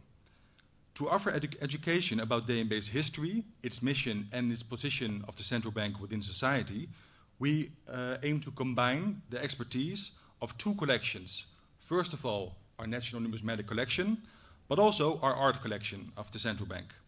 And put together, we can employ these collections to offer educational material, on which I will explain a bit more later on in this presentation. So, let's head out to the website. Just for your idea, this is something we are going to construct in the next year. So all of the images you see here are conceptual drawings and impressions of what the website is supposed to look like. So for the website we want to construct, we will divide the shape of the Digital Treasury's website into 4 sections. The home section, in gray here on the left, will offer practical information about the treasury itself, so at the building itself. So what can visitors do online and what can they do in the physical treasury? And this will include things such as a calendar with events, lectures to be held in the physical auditorium at the new building, but also possibilities for online meetings and lectures with DNB themes, arts or numismatics. So that's the left part, the practical information, and then the colored sections are the backbone of the digital treasury: art, numismatics, and education. So for our dedicated website pages, art, numismatics, and education, we will design everything in the same look and feel as the physical treasury. This means a focus on the objects of the arts and numismatic collections in the exhibition. Nonetheless, these are different. There will be differences in layout, so that the visitor of the website will know exactly where he or she is at the time. Here you will have an impression of the art section. The art section, I'm not sure if you can see it on the screen, but all the way on the right, you see an impression of the website page, and you will see a focus on sections such as stories, stories about art, but also a section on amazement, so triggering amazement with the stories of the art collection. Below, another section will present the various backgrounds of artists that contributed to the collection. So these can include, for example, biographies, but also in-depth information on drivers that motivated these artists to make their work. And these sections can also serve to explain why the central bank incorporated their works of art into the art collection. Now, the moment we've all been waiting for, numismatics. Here you see the numismatic page of the new website. Again, the look and feel of the website. And it's similar to the art collection, but there will be colors and to make it a unique page. This numismatic page will be the landing page for access into the numismatic hub for Dutch money history. And now I will delve a little bit further into our plans for this page. There is here a small link with the keynote speaker where you will see a bee. Can you spot it? On the sunflower banknote. Well, on this numismatic page, we will divide our focus into two parts. First of all, stories. This is just an example of an article that's already on our website. The stories that we want to host on this website here will be stories about money history. And these can include thematic stories, which can respond to a certain theme, such as insights into designs and reception of that Dutch banknote guilders. But these stories can also be more individual, such as stories about the first living human depicted on coins of the 4th century BC, which in turn reflect insights into the ways in which we currently still portray our Dutch king on euro coins. But we will also connect stories here to contemporary developments, such as articles on the triggers that define money as a concept, which is especially relevant now that European central banks explore possibilities for the digital euro. So this is one part of the numismatic page, stories. Now we go to another part, which will be the collection. So besides stories, our collection will form the other half of the numismatic page. By Dutch law, DNB is commissioned to manage, preserve, and share our national numismatic collection. And our team of collection managers, librarians, photographers, and curators work daily to achieve this mission. Our collection of approximately 400,000 objects is the foundation of our work as a numismatic institute. And we share this collection online already via various databases. I will walk you through our current databases that we host online and then conclude with an ambitious but very exciting plan for the future digital treasury. So here you see an impression of our current collection database, which is well, our main, you can see it as our main database. It currently has about 100,000 records online, which include coins, medals, and paper money. And on our current website, this database, we display numismatic data such as issuing authority, date of issue, a description of the obverse and of the reverse, weight, catalog reference, etc. Low resolution images and information is freely accessible online, and visitors can already make selections using the filters on our database. And when visitors require any more information or high resolution images, they can easily contact us via email. So this is the existing collection database. Then there was also this database, which looks very much similar. It's the same infrastructure, but this is our NUMIS database. NUMIS is short for Numismatic Information System, and the NUMIS database presents coin finds reported throughout the Netherlands. Metal detectorists report their find at us, the numismatic collection, at DNB, or at PAN, the Portable Antiquities of the Netherlands. And we register the coins and host them here at the NUMIS database. We put in the coin details and the find locations. And people can freely access this database to make research and conclusions on coin finds and circulation patterns in the Netherlands. Then, there's also another important part about our collection, which is the library database. We currently have about 50,000 items, which include numismatic books, 25,000 numismatic books, but also journals and auction catalogs. And we keep the library at the same location as our collection. Via WorldCat online, people can browse our library and request items at our librarian. Just waiting for the picture. Okay. Well, here's our fourth and final database that we currently host. This is the Encyclopedia for Coins and Paper Money. Now, originally, this is a hardcover encyclopedia which was published from the 1980s onwards by prominent Dutch numismatists. It has about 6,000 lemmas, or 6,000 entries, about Dutch money history and numismatics from A until Z. Around 2010, this entire encyclopedia was put online in a Wikipedia-like environment. In recent years, this website has been transferred to the control of the National Numismatic Collection at DNB. we are extremely happy with this encyclopedia because it's very much used by numismatists and students that have to host a presentation about money. If you Google certain terms about Dutch history, you quickly get onto this website. So we are very happy with this website as a source.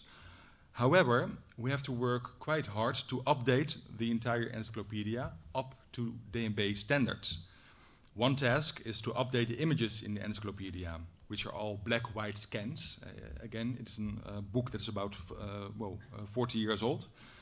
And black and white scans, so we have to replace them with high-resolution color photos, which are luckily all in our collection. This will take quite a while to accomplish, but it's an exciting project that we are about to embark on. Another important thing we have to work on is the data in the lemma. Here you see a record of a country record of Malaysia, and this record is relevant up until 1986. That was the last time it was updated, which means we have to update it with at least 40 years of Malaysian money history, which, as we have seen in the museum yesterday, is quite a lot. So there's a lot to do here. Now we reach my conclusion, which is the presentation of our ambitious plans. Again, ambitious but exciting, because our goal with the new digital treasury is to combine and integrate our 4 databases with each other. So on the left, you see a standard overview. So on the left corner of the screen, you see a standard overview of an object record in our database. And these records include filters, which I highlighted, so issuing authority, denomination, and catalog reference. Now, by adding hyperlinks to these filters, we want to connect the filters to other databases we control. So the issuing authority above is, in this case, the county of Holland in the medieval period. We want to add a hyperlink so that the category in the record can link towards the encyclopedia of coins and paper money. So people interested to learn more about one of these categories can easily find that record on the encyclopedia.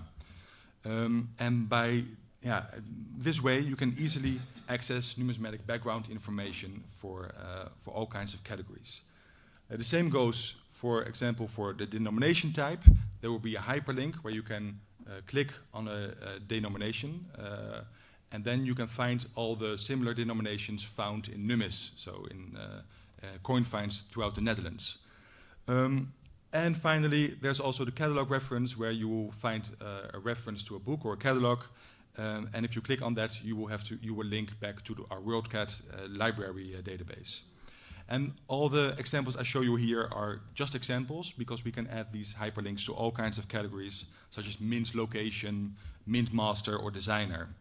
And our overall goal here is to deliver a connected numismatic database hub, which is accessible, user-friendly for those interested in Dutch money history. Now, this is the final part of our website, which is education. The education page will be accessible and intended specifically for both students and teachers. Similar to the activities at the physical treasury, students will have access to a section with educational games, where students can practice and test their skills on money history, DNB, and the Dutch and European economy. So explainer pages and videos will be available to offer accessible information for these students. That's for the students, but there's also a dedicated section for teachers, because the education program, in the education program and page, we will host our developed lesson programs. And these digital programs will be freely accessible via digital teaching platforms such as, for example, Lesson Up, which is a program which is very widely used in the Netherlands at secondary schools. And teachers can just scroll through the gray pages you see over there, where they can filter the level of their class and see what kind of lesson programs we offer. And then they can just click the lesson program free of charge and without any login. And they can stream the lesson program on their smart TV or laptops in the classroom.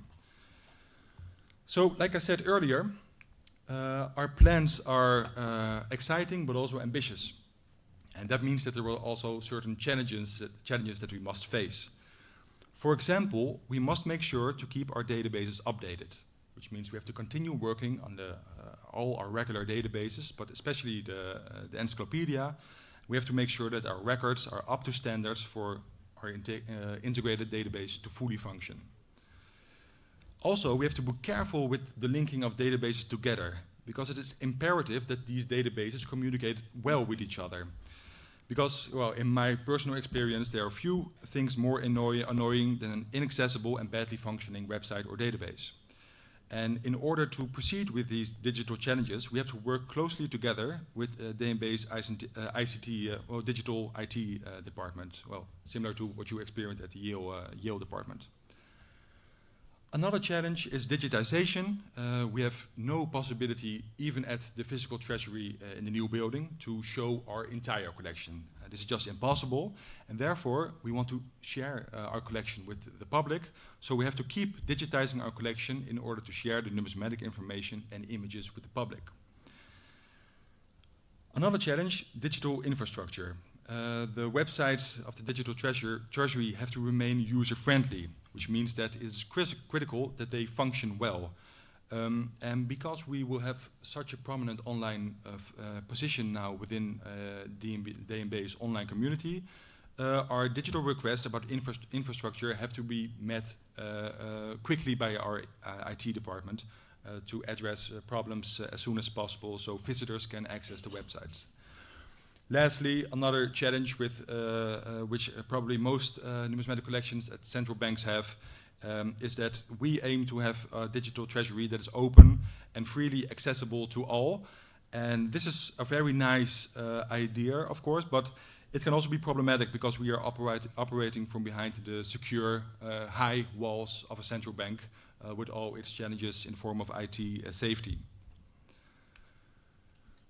So, there you go. This is the story of the digital treasury, which is well, the other part of the physical treasury Paul just discussed. And I hope at the next, well, probably at the 2025 ICOMON Congress, to present to you a successful project conclusion, which includes tips, I hope, on the challenges and opportunities, perhaps mistakes we have made during the process. And well, thank you very much for your attention, and I welcome any questions. Thank you, Pim. Questions? Jesse. Thank you, Pim and Paul, for those wonderful talks. You mentioned that you hope that the website will be used to nudge people to visit the actual museum. My question is kind of the opposite of that. Will you have give physical visitors the opportunity to interact with the website while they're there? Yeah, that's a great question and a very logical question, I think. We are exploring how to do that. We are hoping to offer an incentive at the physical treasury, at the exhibition, for people who want to learn more about the object, because there will be minimal text there. There will be an incentive there to direct them towards the digital treasury. How we will do that exactly, there are different kinds of options, and I liked the Smartify options we've heard earlier and QR codes. So probably these kind of tools that we can use. But we want to actively encourage people. If you want to learn more, visit the website or contact us there. Yeah. Yes. Great presentation, and really excited about seeing the new website soon. You mentioned about relational databases in the way you are organizing your metadata, and it seems like there's this non-hierarchical archival structure that you're trying to achieve. However, on the website, you have this list of categorical metadata relations that are already established. How are you thinking of navigating between these two different organizational structures in your website? Yeah, good question. There will be this will be quite a big project.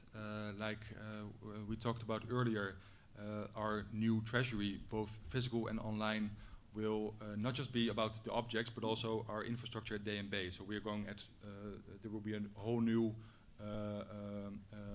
whole new team dedicated towards this, our current mission, which also means that we have support of our new IT team. So that means that our entire infrastructure, as we have it right now, which is quite old, will be revamped to a new system. So that means that we can, work together with the IT development to make sure that everything goes as smoothly as planned. But this will be a lot of work, not just for the IT development team, but also for the curators, Paul and myself, because there will be a lot of filters to adjust and a lot of hyperlinks and connections to be made, which we have to update in our internal database first, before we can host it online. So there's a lot of work to do in that department, yeah. All right, yes, Emily. Sort of jumping off of that, also thank you both for wonderful presentations. Jumping off your question, is the collections management system and NUMIS something that is created in-house, or do you use a prepackaged program? Yeah, so it's something we use on internally. We use a system, FileMaker Pro, years ago, more than 10 years ago, there's like a mirror that is constructed which mirrors our FileMaker online. But this is an old system. And which does not offer a lot of freedom to alter things. So yeah, we're looking forward to have access for a new software to use. Yeah. Yeah. All right. Yes. Well, thank you very much for your presentations. You made me to remember the time when we were planning the museum, and it's such an exciting time to imagine this, and then you see it come true bit by bit, so enjoy it. Thank you, thank you. And, I have a question, because we opened the museum in 2021, and this year we have to renovate the whole website, because, user experience online keeps changing, best practice keeps changing, and you're designing now to launch a website in 2025. So how do you plan to keep up with these changes? Just wanted to hear about the future. Yeah, good question. Yeah, so the hope is that it will launch exactly between 2024 and 2025. In the meantime, we will keep checking our plans for the database with not just IT department but also our stakeholders. So there's we have kind of like a pool or a group of people, teachers, numismatists, and art lovers, young and old, and all kind of diverse groups, and we plan to involve them in the entire process, so that developments in, for example, teaching programs, developments at schools will be included and taken into account during the process. Just one. Okay. In the interest of time, do you have time still? No, we don't. I'm sorry, you can just like chat after this during lunch later. Perhaps. Thank you so much, ladies and gentlemen. Tim Murray.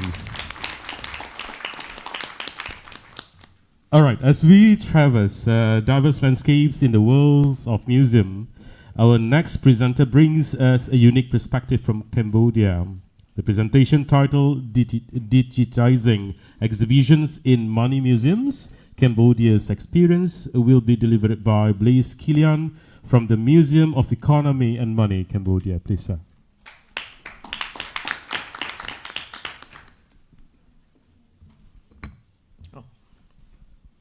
Thank you very much, and thank you to Bank Negara Malaysia for the very nice welcome and very warm hosting. So I'm going to make a very simple presentation to share the experience of the National Bank of Cambodia's Museum of Economy and Money, which we commonly call Sosoro Museum. So it's an opportunity for me to promote my branding, Sosoro Museum, in using digital display as part of our permanent exhibition.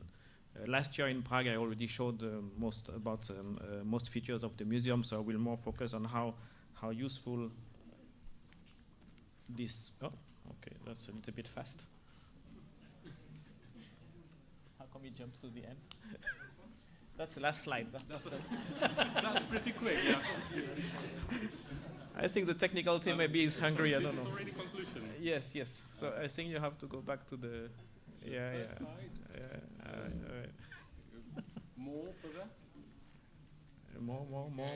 Yes. Okay. This So should be this. Yeah. the middle one, huh? Yep. Okay. All right. So just to remind that the Museum of Economy and Money, the Sosoro Museum, was established in 2019, and it was a very innovative museum in Cambodia for various reasons that I will explain. And as part of our innovative approach to museum, we are using a lot of digital exhibitions.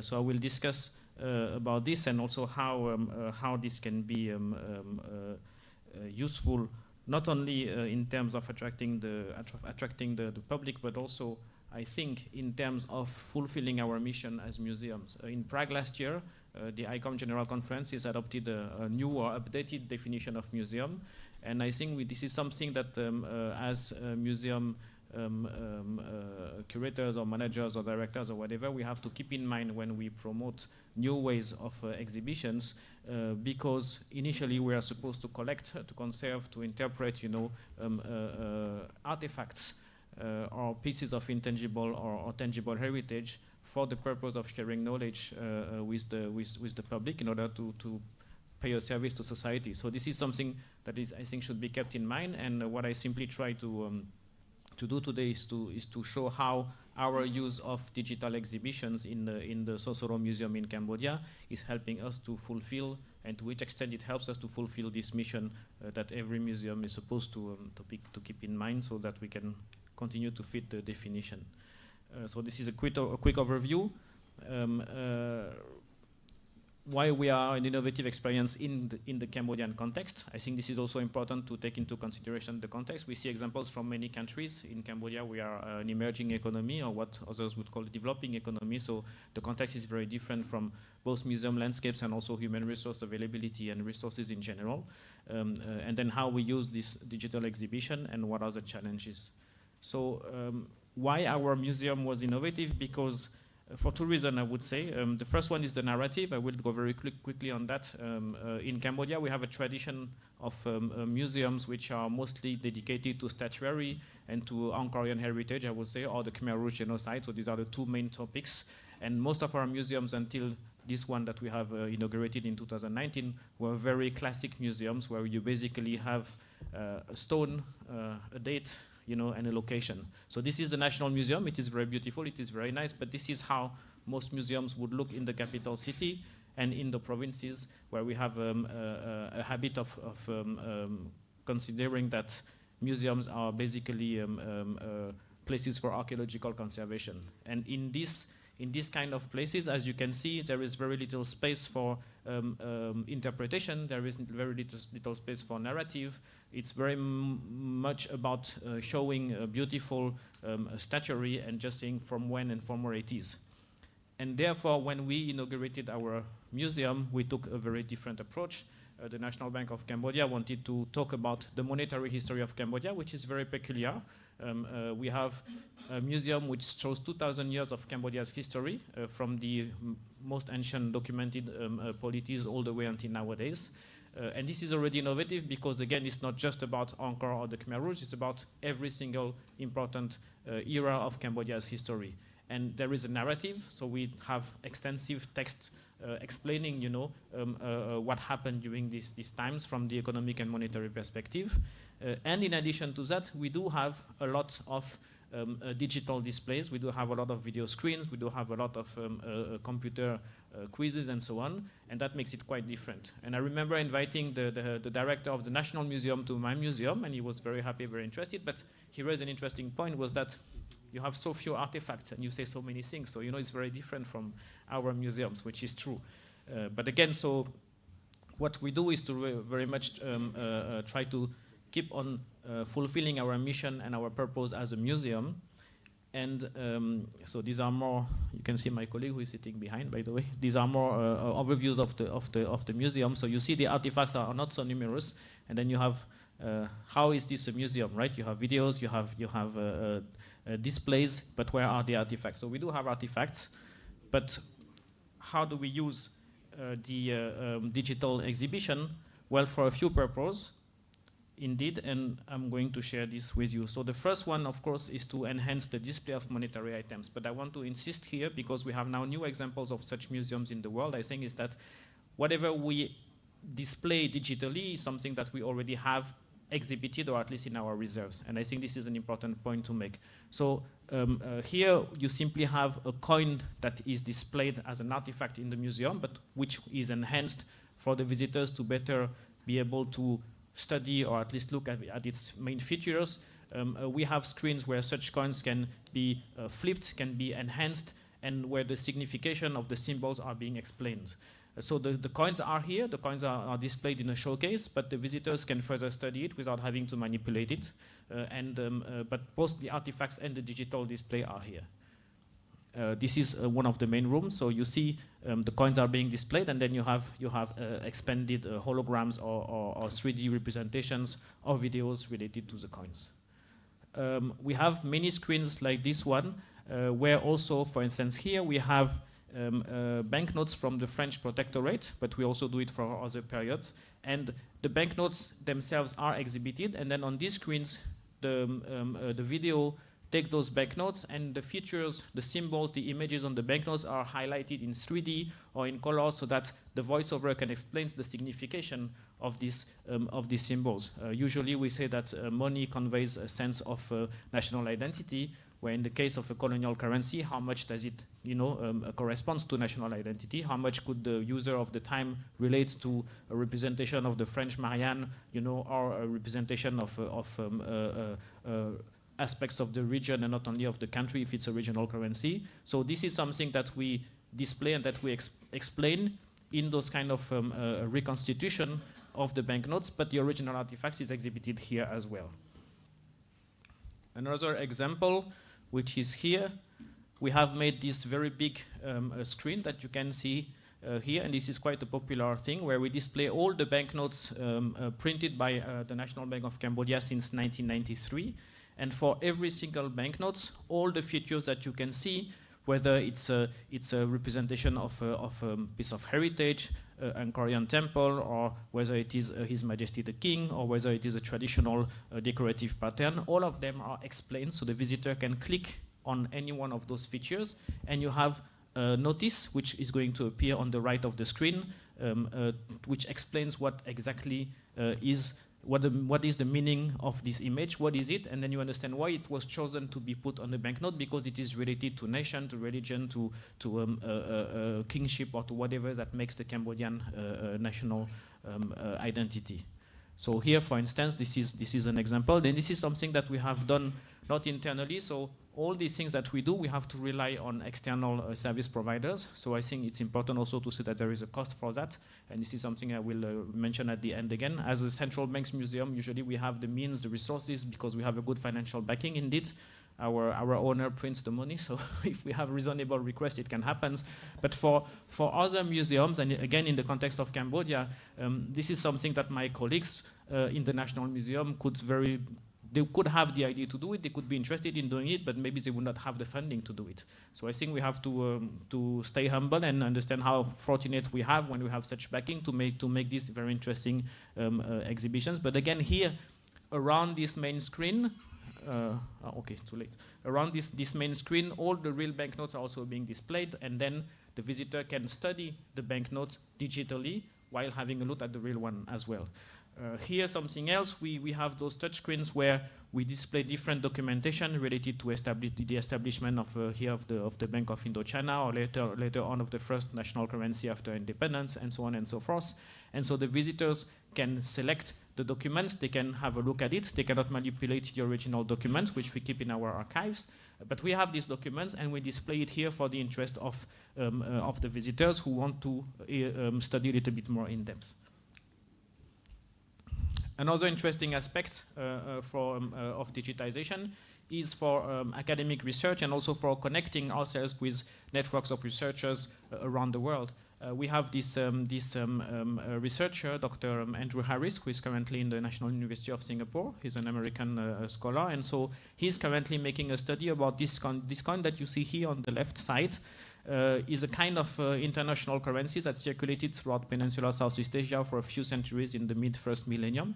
And so it's not Cambodian, it's originally from the few cities in Myanmar, and many have been discovered in Thailand, in Cambodia, in nowadays southern Vietnam, and so on. And so the idea that he has is to try to, because you don't know exactly how they were made and by who. There is no any indication of state authority or of geographic indication.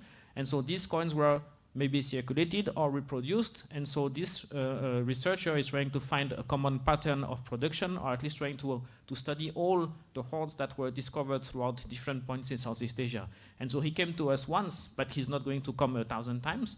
And so, of course, by digitizing the coins, by taking pictures and by having him compare with different softwares, all these coins from here and from other places, we can, of course, accelerate and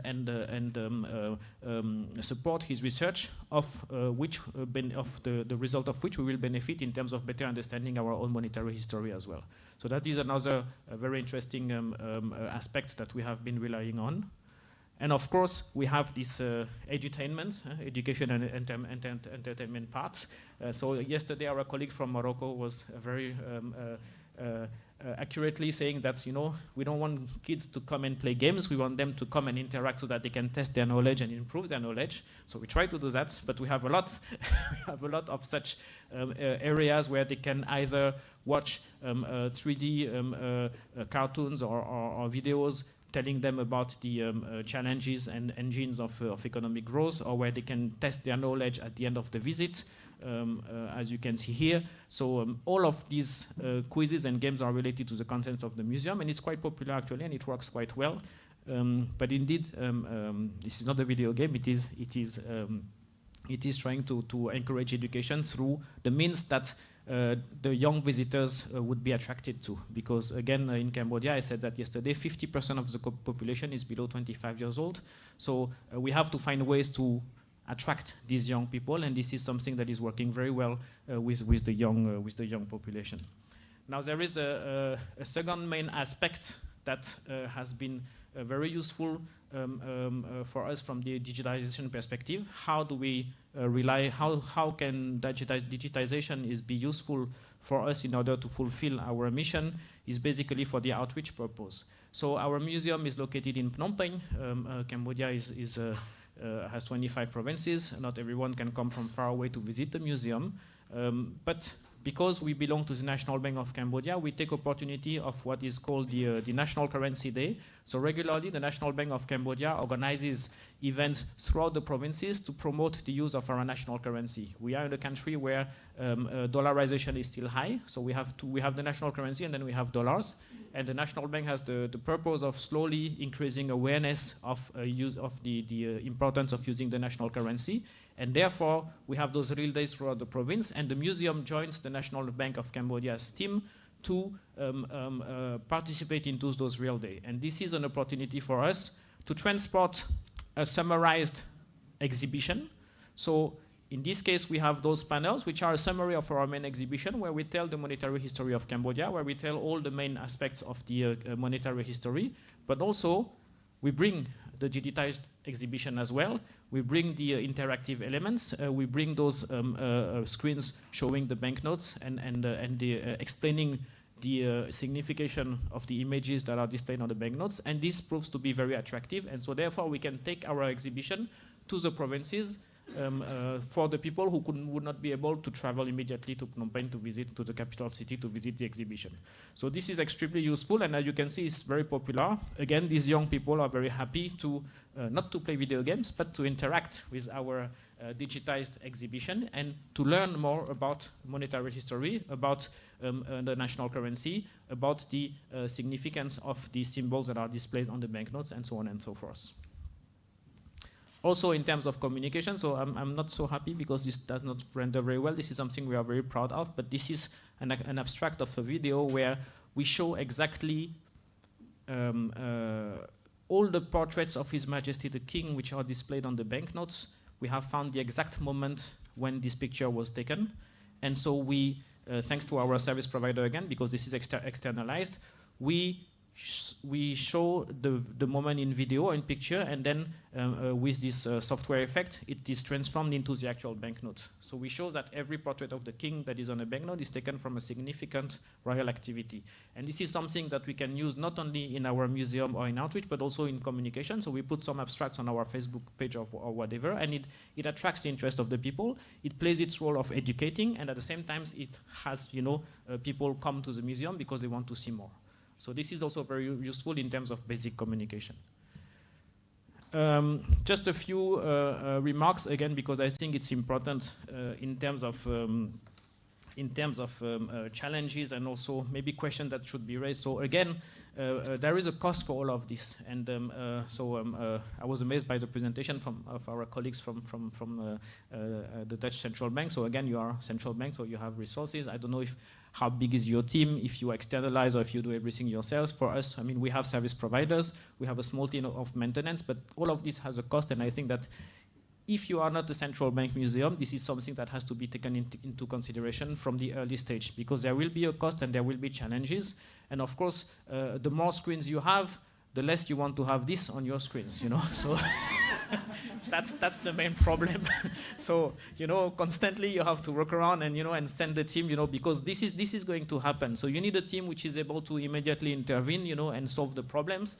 You need human resources that are not always, that would not be naturally available in a museum. Again, as central bank museums, I think our HR profile is slightly different from other museums, but I'm sure that our colleagues in traditional archaeological museums, they don't have the people to take care of this. They may not be able to hire. If they have to externalize, there is a cost for it. So I think this is something that has to be taken into consideration. Digitization is a beautiful tool, but it's not for free, and it's not something that would come naturally in a museum, I would say, organigram, organization chart. Again, daily life. So all of this, when you have, so of course this is a dramatization. It's not like this every day, but all of this needs to be planned, because if in one museum, if you have 20, 30, 50 screens, if only 5 of them are not working, it immediately impacts the visitor's experience and the perception of your museum. Yeah, it's nice, but it's not working, or they don't take care of it, or it's not properly maintained, and so on and so forth. So this is really something that has to be taken into consideration beforehand by the one who prepared that.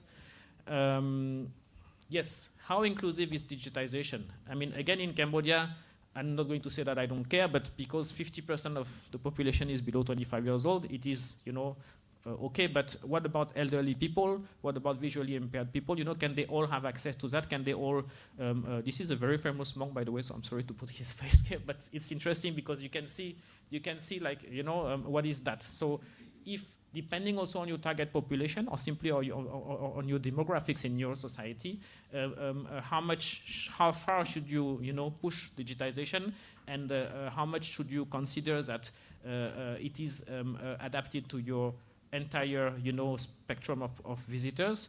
I think this is something that is quite important. I mean, in France, my father is 90 years old. I still wonder how he managed to pay his taxes online, because I could not do that. So this is something we have to take into consideration. To be inclusive, it has to be accessible to all. If it is 50, 60, 80, 90% digitized, how can some parts of the visitors relate to that? And we have to be inclusive, and you have to be able to share the knowledge to as many people as possible. This is also why it's always important, I think, again, that what we digitize is also what we own in terms of artifacts. So these are the few reflections that I can share with regard to our experience. We are a very modern and digitized museum in the Cambodian context. It is extremely useful. It is very innovative. We have extremely good feedback from everyone who visits the museum. But at the same time, we have to keep these things, I think, in mind. And I believe that, again, digitization is not an end in itself. It's a tool. It's a tool to enhance the artifacts. It's a tool to enhance the interpretation. But it is not something that should be 100% just a single objective. It's just a tool. Okay. And now the last slide. Thank you for your attention. Thank you. Question? Maybe perhaps just one question before we go for a short break? And then we can just like have more questions during the break. If any. Everybody is hungry. Yes, please. Thank you for the presentation. I wanted to ask about the number of visitors comparing between your museum and the other museum in Cambodia with the real artifacts. Okay, it's a good question. So first of all, our museum is very young. We opened in 2019. The first year, the first 8 months, we only had a few thousand visitors because again, the central bank realized that it was not in their core expertise, so they hired people like me to make it happen. So our number of visitors now, I think the capacity of the museum, to be honest, is about maybe 100,000 people a year, no more, 150 maybe, but there is a huge impact automatically on the guides because we have guided tours and on the visiting space itself. So in our second full year of operation, we had 20,000. This year we are going to reach 30,000, and I'm very confident we can reach this, but because we have guided tours, because we have narrow spaces, we are also very keen on being careful on the impact of the number of visitors on the exhibition. So the other museums, like the National Museum, which is a 100-year-old museum, probably has hundreds of thousands of visitors every year. I would say that our main success is that 85% of our visitors are young Cambodians. The others, they have many visitors, including schools, which we are going to have, but also many tourists. So now we are still in post-COVID, so it's difficult to assess. But I would say that the museums like the National Museum, which is beautiful, for many people it is still considered as a place displaying sacred objects. So the relationship can be a bit different, right? Here we have young millennials, we have young people who are between 15 and 25 years old, who come on their own, who walk in, and who visit on their own, and they are Cambodians. So I think that's the most important aspect, is the ability to attract young Cambodian visitors spontaneously, even though our numbers are much lower than the others, but growing fast. Yeah. Yes, Ben. Hi, thank you, Blaise. Just a quick question. With the outreach photograph that you showed, there were digital screens. Do you have physical objects that you bring with you when you go out? No, maybe I forgot to say it. We don't bring because it's risky, it's complex, and so on. So we only bring information panels and the digitized screens. Have you thought about that as a way to better engage and show that there's a physical thing behind the digital?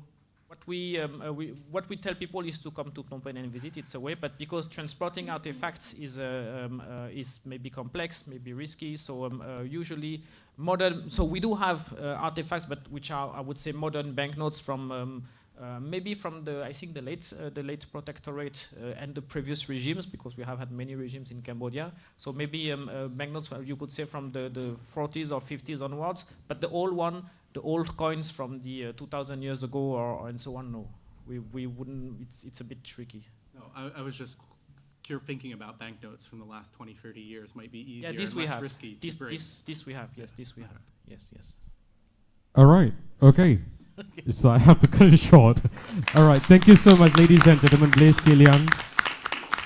So there are tons of things that needs to be digested, as well as to chat about maybe during break. But could you promise me to be back in 10 minutes time? So we have another 4 presentations, or 5 presentations after this. All right, in the interest of time, we should be back in by 12:12.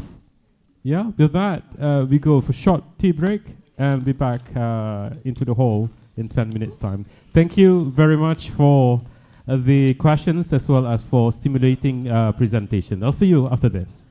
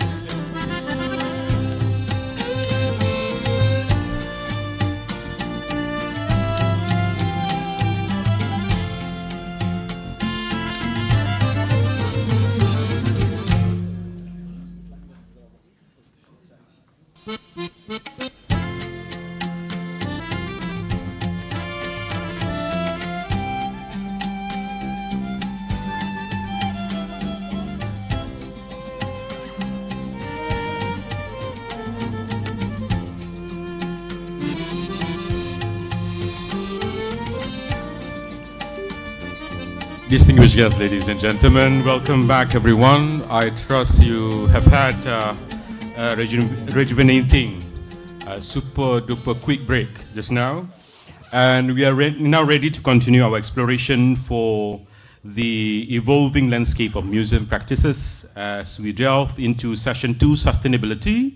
Let us consider the environmental, economic and social aspects that contribute to the longevity and impact of cultural institutions. Our first presentation for session 2 is titled Innovative Displays for Intangible Concepts, a Sustainable Approach. To share her expertise on this intriguing topic, please put our hands together and welcoming Anareli Oscosta Villegas from Museo Banco de Mexico. Mexico, please.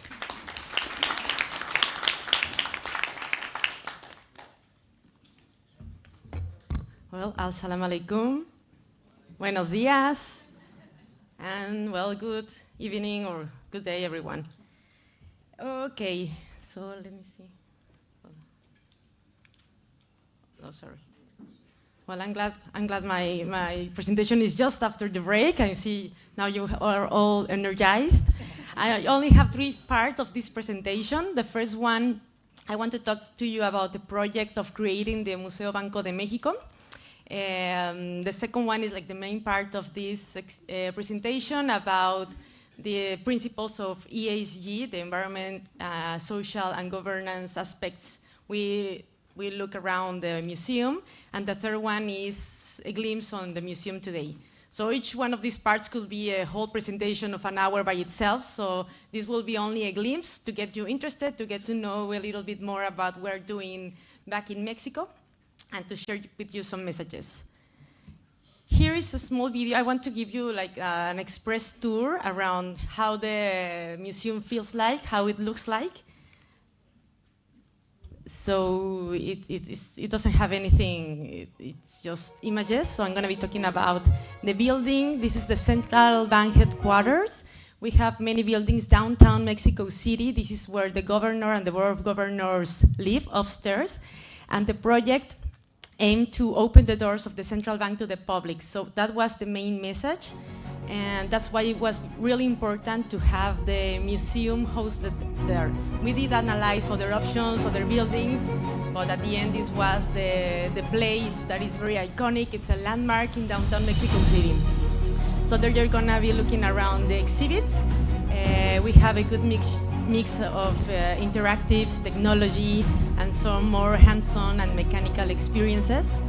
And that's our capstone of the collection. And the museum is divided in 2 main halls with the permanent exhibit. We say it's the 2 sides of the coin. One talks about money, and the other side talks about who's behind money in Mexico, that is the central bank. And one of the main exhibitions is also an access to the vault that is downstairs in the basement. There we created this 360 interactive experience where we talk about trust, and we give the main messages. And we have also access to these security boxes where we exhibit some of the most important pieces in the numismatic collection. As you can see, the building by itself is beautiful. It's an Art Deco style, so we also highlight some of the architectural characteristics. We built this golden tunnel that is also one of the selfie spots at the museum. We commissioned a mural to a local young artist. And well, this is the museum in a glimpse. Well, thank you. Now I can sit down. Well, I just also wanted to share with you the timeline of this project. The exhibit advisor told us it was like a record time to build a museum. We worked during the pandemic. In 2019, the governor had the idea to either open a museum or to do something to show the collection and to talk about what the central bank was doing. So we did some research. On December, the board of governors decided to open this space. So in 2020, we started with all the design and the planning, and then pandemic hit. So during COVID, we worked from our homes, And we also had a due date to deliver the museum in 2021.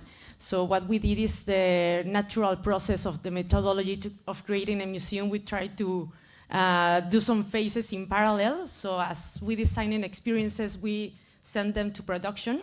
So it was a really stressful time because every time we were in our home, so it was easier for some of us. But the whole day we were either planning, doing interviews because we also have to hire the team. But for me, I was like the project manager back then, and well, it was a very good experience. You know, this thing is a whole presentation to show you the methodology behind it. And to commemorate the opening of the museum, we created a specimen that was designed by the banknote designers in our banknote factory. And we also worked with the Mint to create a medal to commemorate this opening. The medal has the door of the vault. It's like a mini vault of the door. That is one of the most visited or experiences in the museum. Well, we have many objectives. These are like the four main ones. The first is to approach society in a multi-directional, dynamic way. We don't want the central bank to be telling people what we want them to know, but we want to listen to our visitors, to listen to the different people in the society. Also, I think one of the explanations why we are able to do this in such a short time was that the central bank has been working on the financial education part for decades. So all the messages and the contents were already very digested.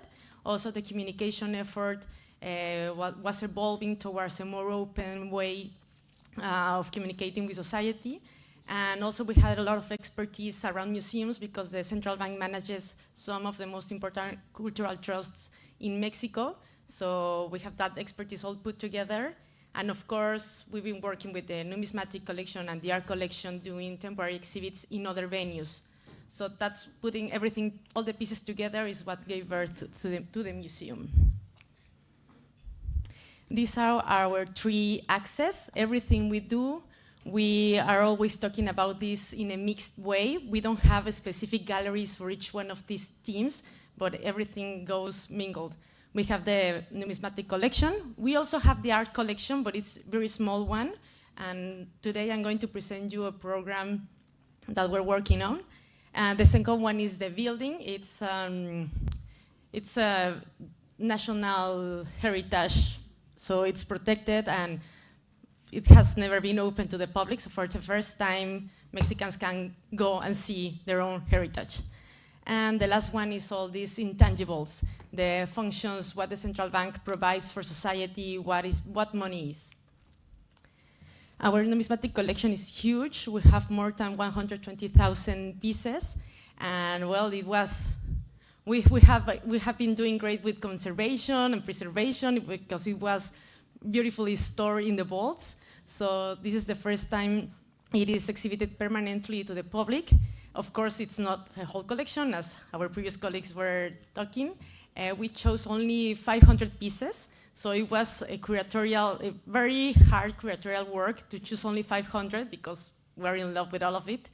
And but we do have a space specific for temporary exhibits to keep doing curatorial work. And this is an example of some of the displays. We have a mix of more traditional displays and some that are mechanical that you can turn and see the pieces by both sides. Also, we have some augmentation techniques so you can see the details. Well, the main building is also one of the axes, so we work with the architecture to enhance some of the messages. As you can see, the building by itself reflects ideas such as solidity, security, permanence. So we use both collections and the building, not only to display this heritage, but to talk about the messages or the intangibles we want to transmit to the public. Also, the vault, we wanted to go away from the idea of a vault full of gold. because we know that was everybody was expecting. So we put the gold out in the money hall. We have two gold lingots from the International Reserve exhibited. And inside the vault, we wanted to talk about the main intangible asset of any central bank, that is trust. So here are some, I have a lot of slides, but most of them are only visuals, so you can get a little bit of the experience of being in the museum. Just going inside the building, it surprises people to see this kind of palace-like structure. And we work with these intangible concepts. We say it's not a numismatic museum, it's not a history museum, it's not an architecture museum, but it's a multidisciplinary museum where we talk about immersion, architecture, history, innovation. And this is like the guide for the museological development. We had very clear, and we worked like 5 months only talking about what we wanted to say, what were the key messages.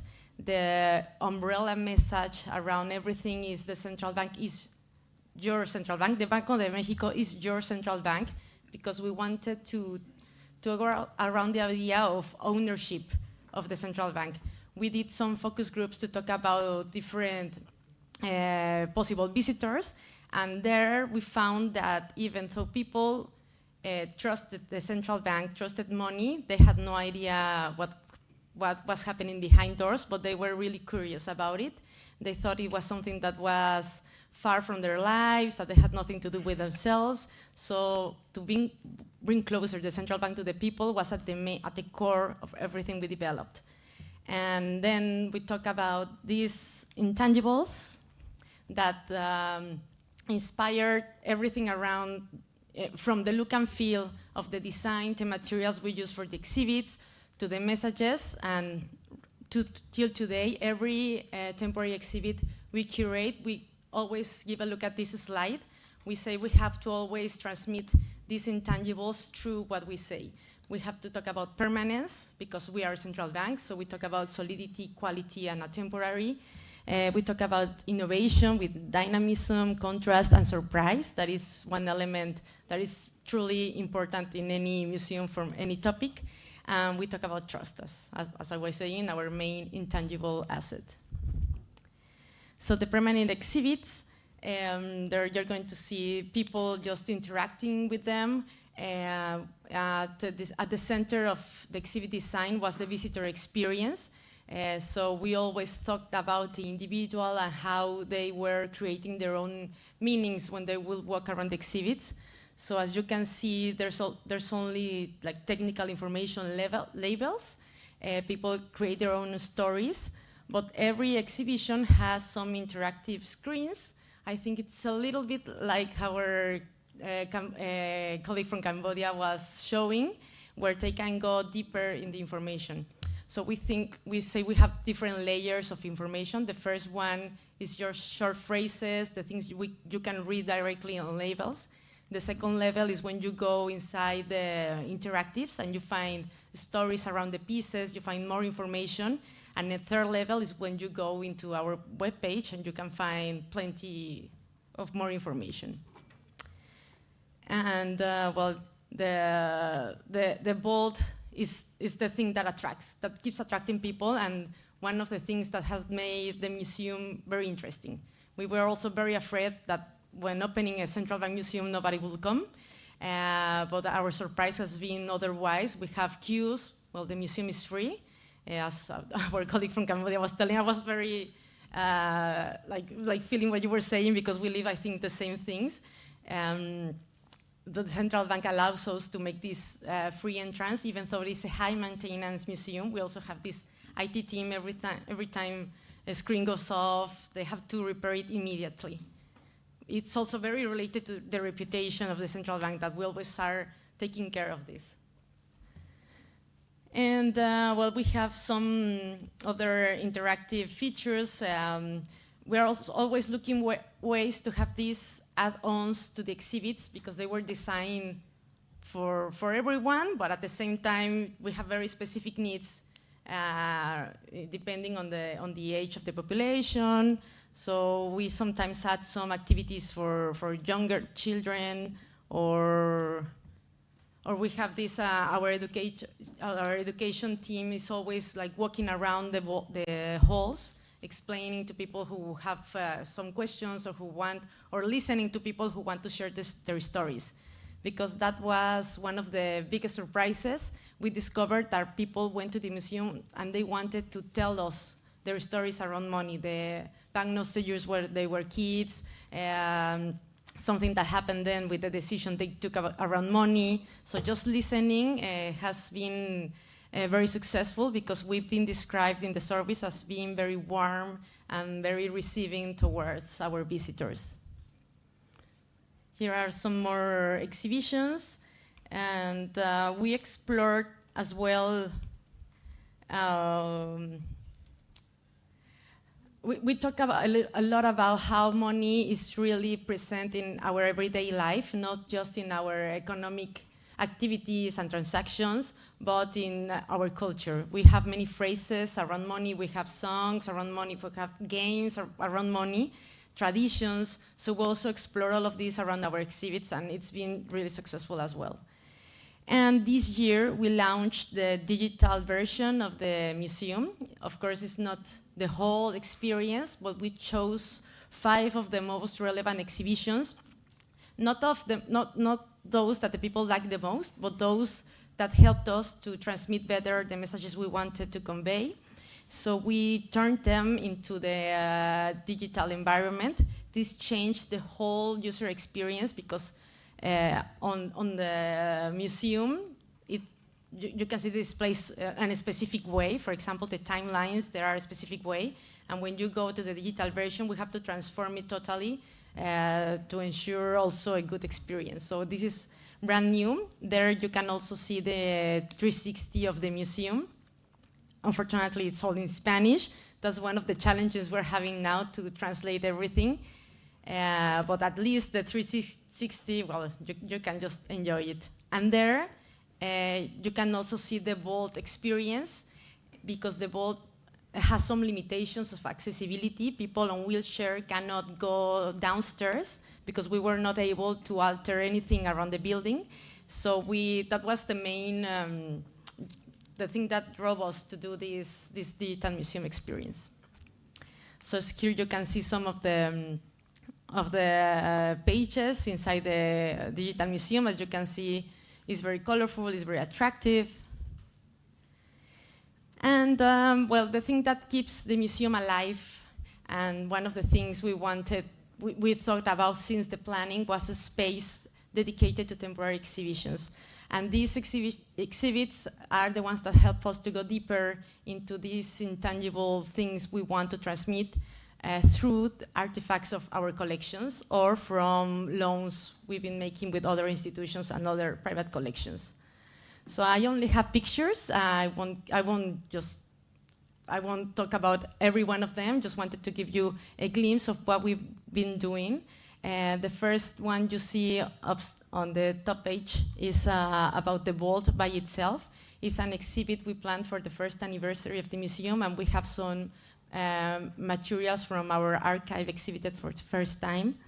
The one on the lower part, it's one of the most successful exhibits till today. There we borrow contemporary art pieces to talk about markets. We wanted to talk about financial markets, and it's a really hard thing to do, but our surprise is that contemporary artists are talking a lot about the economy and finance. And this is our, I will say, our flagship program. The piece you see downstairs, down the page, is an art piece that is created with, let me show you another page. Yes, no, I will talk about it later. Oh my God.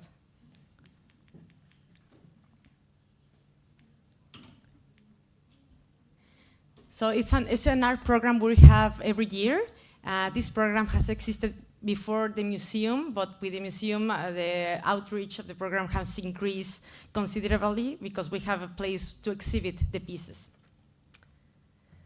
And well, I'm going to skip to sustainable principles.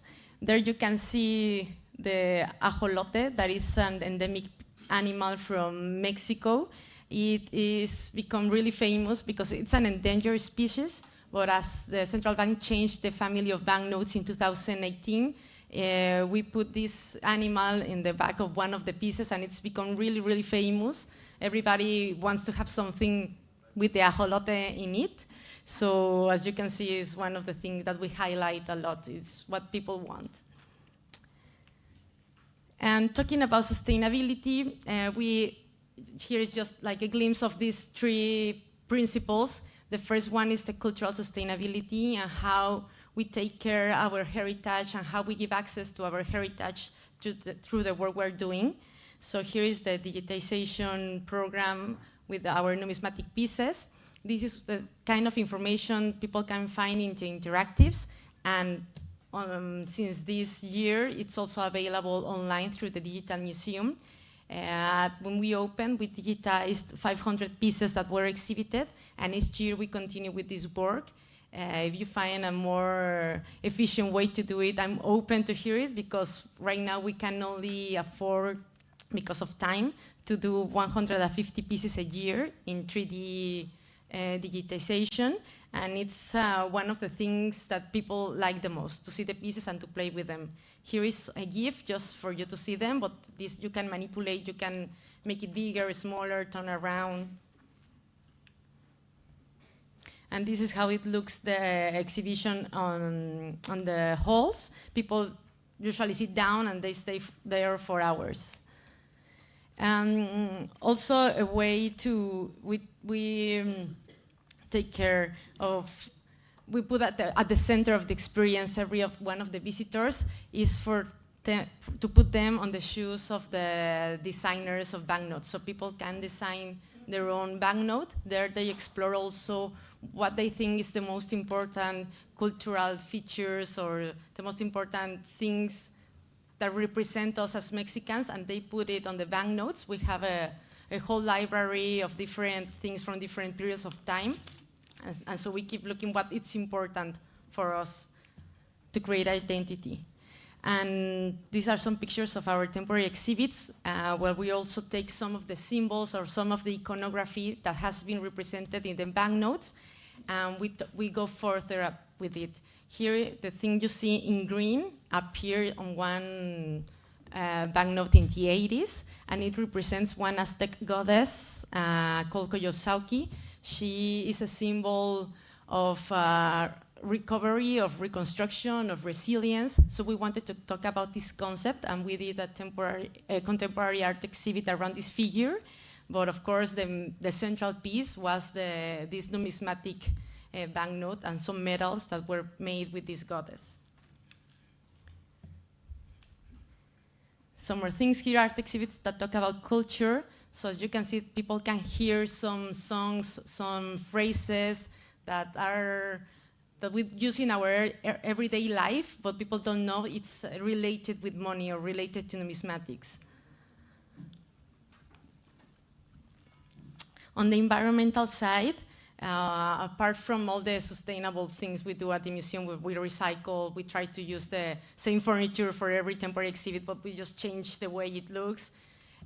We have this program where we use the shredded banknotes and the shavings that result from the production of money in the factory. And every year we select some artists and we give them this material to create artworks.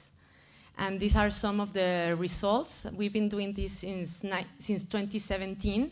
And today we are launching the 7th edition, and it's become a very popular program around the artistic community in Mexico. And well, we select the artists regarding their portfolio or all the things they've done. And now we have like many artists want to participate. And the successful part of this is that this was an idea that the curatorial team had to increase the collection.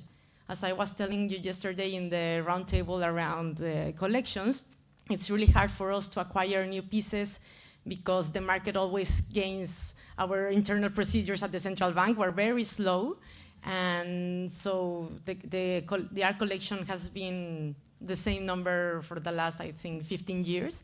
And this was an idea to create art around the topic that has to do with the central bank, and also the artists donate the art piece to the collection. In exchange, we create an exhibit, we create a catalog, we have spaces for them to talk with people, and the pieces are of really excellent quality. We have had, every year we changed the technique, so we have had book of artists, we have had paintings, sculptures. This year we're working with boxes. And this was our last edition, the one we exhibited this year, that we called Unfoldings because of how the pieces look. They were these folded screens. So we give the material to the artists, and they work freely, so they can explore any topic they wanted. And when we get the pieces, the curatorial team works around them to see what kind of a story they are telling. And in this edition, it was very related to sustainability in these aspects. Some of the pieces talked about the ecosystems, nature, how we're independent with the human species. So they talked about the environment. They also talked about what makes us Mexicans, what are our cultural backgrounds, what supports us what supports our identity. So this was like the social cultural aspect. And some artists were more abstract, and they were talking about more of the individual and what makes us ourselves, and that we have to take care of ourselves before thinking of something else. So this kind of sustainable approach towards the self was also very interesting for us in this exhibition. And now we're talking with other museums or other cultural spaces within Mexico and outside to keep these pieces moving.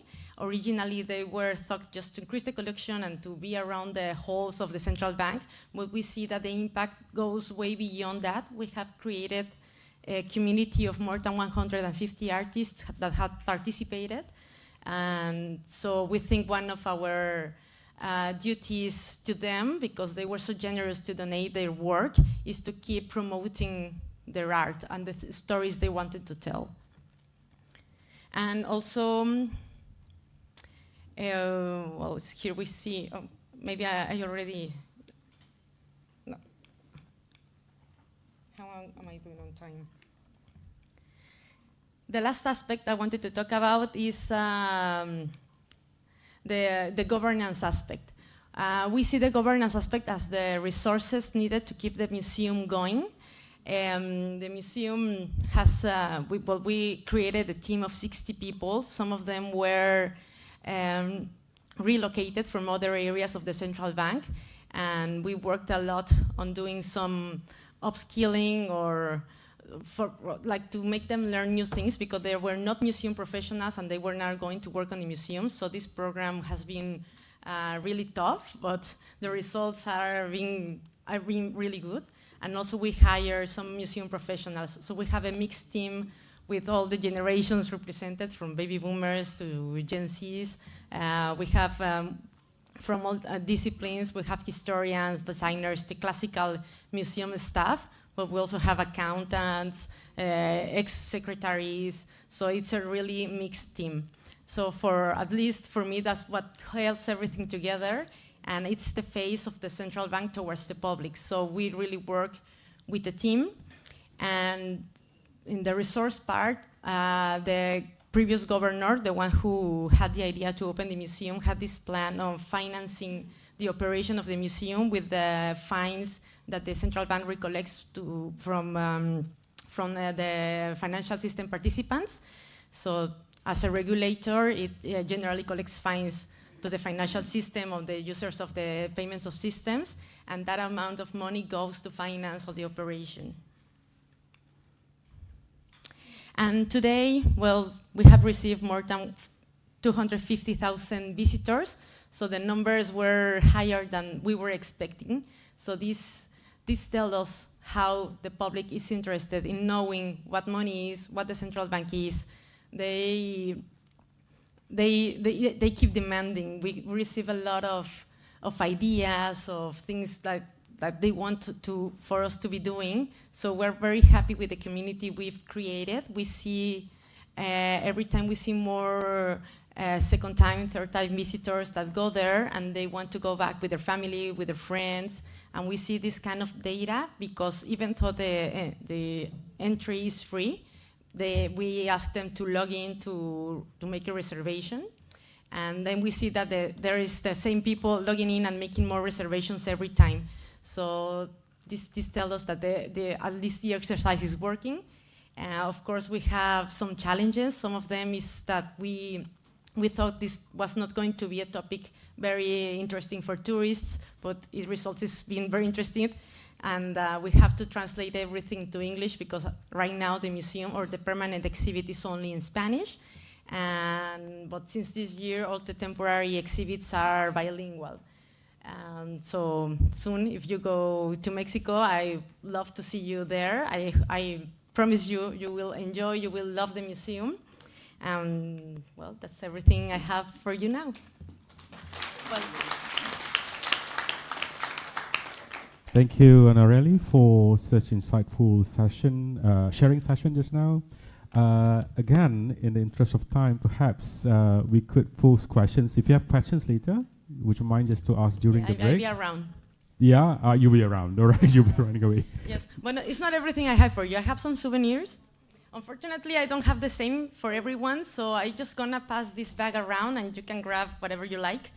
All right, that's fantastic. Maybe one or two things. All right, but it's all safe in there. It's all safe, yeah. Yeah. All right. All right. It's only brochures. Okay. All right. All right, ladies and gentlemen. Let's move forward. We turn our attention to the relevance and sustainability of money museums. And with that, our next presenter, Winani Kwagtalala from the National Museum of Botswana, will share perspectives on the importance and sustainability of these cultural institutions. Let's put our hands together for Ms. Winani.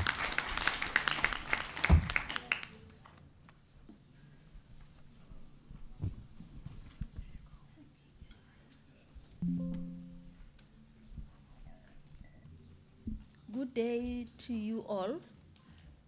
I changed names. I'm not Kwatalala. I'm Tebele, so that you are not confused. You would see this and then next time you see something else. Thank you. But anyway, back to my presentation.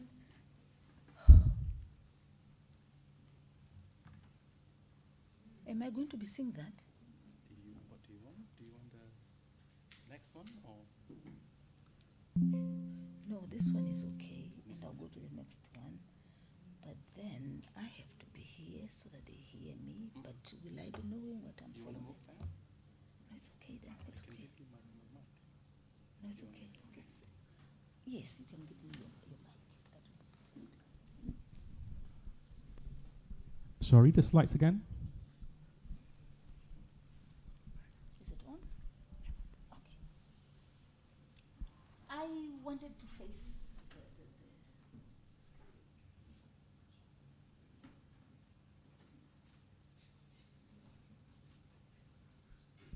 Okay, I was just introducing myself, and I wanted to say my presentation was really based on a point of curiosity. I'm not from a museum banking background. I'm an ethnographer, but we have a collection of coins, hence the interest to be a part of this forum. Otherwise, even the ICOM committee that I belong to is for a different committee for museums of ethnography. So that's why I'm saying my presentation is from a point of curiosity, and there are a lot of questions that I had when I expressed my interest to be a part of this forum. But I think since yesterday, and also listening to all the presentations, there are a lot of questions that have been answered, which is good for me anyway. So for me, it's a learning curve. And the observation that I have so far is that in money and banking museums, you are so digitized. Almost all of you, and it's so impressive for someone who is from a background where museums, I mean, an African background, where a lot of museums are still struggling to digitize. So that's why I'm saying I'm really so much impressed. And one of the questions I've been asking myself is it because they are associated with the bank where there is money, so they don't have any challenge of finances? So I don't know, like I'm saying, I'm curious and I have all the questions. So that's why I'm saying how relevant, how sustainable are all these museums, but like I'm saying, I've been answered quite a lot. And in my first slide there, in Botswana we have one national museum, and then we have community museums, and then we have a banking museum that is the latest, which was only inaugurated last year, but it's still not like really 100% open to the public. So it's still like a new concept in Botswana still. That's why I am still curious and wanting to learn. But I'm from the National Museum where we have coins, like I said, and we want to know what we can do with the coins. Well, how do we communicate with the public about the coins? Well, I mean, how do we present them? So that's why I'm saying I've learned a lot. And I'm talking about the International Council of Museums and the different kinds of museums that have been coming up, and also that at some point now we see the money and banking museums coming up, and to a point where ICOM is recognizing them and allocating a committee, which is the ICOM committee that we have now. And the last point there is that some museums, general museums like the British Museum, have made space for the monies, the coins that they have, the collection, and have money galleries. So it gives me some consolation to think that maybe there's something that we can do with the coins that we have, the money that we have in our collection in my museum. And this is just to reflect the history of money, and from the earliest forms of exchange, which is what you've all been talking about, and what I've seen yesterday also visiting the museum here. And also the stage where now we see the numismatic concept, which is a concept that I'm also learning about for the first time since becoming a part of this exchange. And I think for me it's really a learning curve, and in Botswana I know they'll all be learning for the first time that there's something that we call numismatic. And I think to all the numismatic experts here, this is to say there's still some gray areas, there's still some areas where you are not known.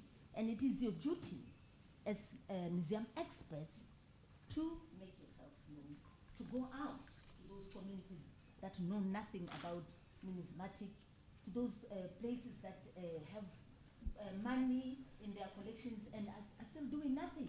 These are still closed storerooms. So that's why I'm making an appeal to all of us to do something. When Dr. Asma was presenting this morning, she talked about the membership that they have in ICOM, and you were saying you want to expand the membership even in Africa, where I know the membership, the African membership in the ICOM is very minimal. So that is why I'm saying it's an appeal still to say it is your duty to go out there, to work hard, and make sure that we are all on board. Because if you are going to digitize, have the best museums from the presentations that I've seen, and there's still some parts of the world that are not known, are knowing nothing, are not saying anything about the collections that they have on money, then we are still not doing our duty. One of the famous statements by one of the ex-presidents of ICOM, Alessandra Cummins, I think you know her from Barbados, was that if the museum is saying nothing about issues that affect society, that affect other people, day-to-day problems that affect society, like in Africa, where museums are not really digitized because we don't have the funding or we don't have the expertise. If the museum is saying nothing about issues of genocide, about the political unrest, the war in Gaza, then the museum is not addressing its mandate. So that's why I'm appealing to all the museologists to say, this is the problem in Africa, in some of our museums. We have coins, we have notes in our collections, but nothing is done about that. It is our duty to go out there and assist and make sure that they see the relevance of what the work that you are doing, the good work that you are doing, and they are also joining the boat. That's why I've talked about the ICOM recognizing and making sure that this beautiful committee that is bringing us all together here. And I'm also talking about the relevance of money museums. I've seen from all the presentations and the visit to the museum yesterday that you are really, digitized technology, you have all the interactives and everything. We went to the children's gallery, which is so beautiful, which is really, really beautiful. But there are also issues of security. Like I said, when I heard about money museums, I thought, how safe are they? If you are going to be displaying money, are people not, even yesterday when I entered the museum and I saw all those notes, I thought, but if these are real, are people not going to break into this, wanting to take some of the notes? Because, I mean, museums are not safe spaces anyway, you know that. So there's always serious issues of security.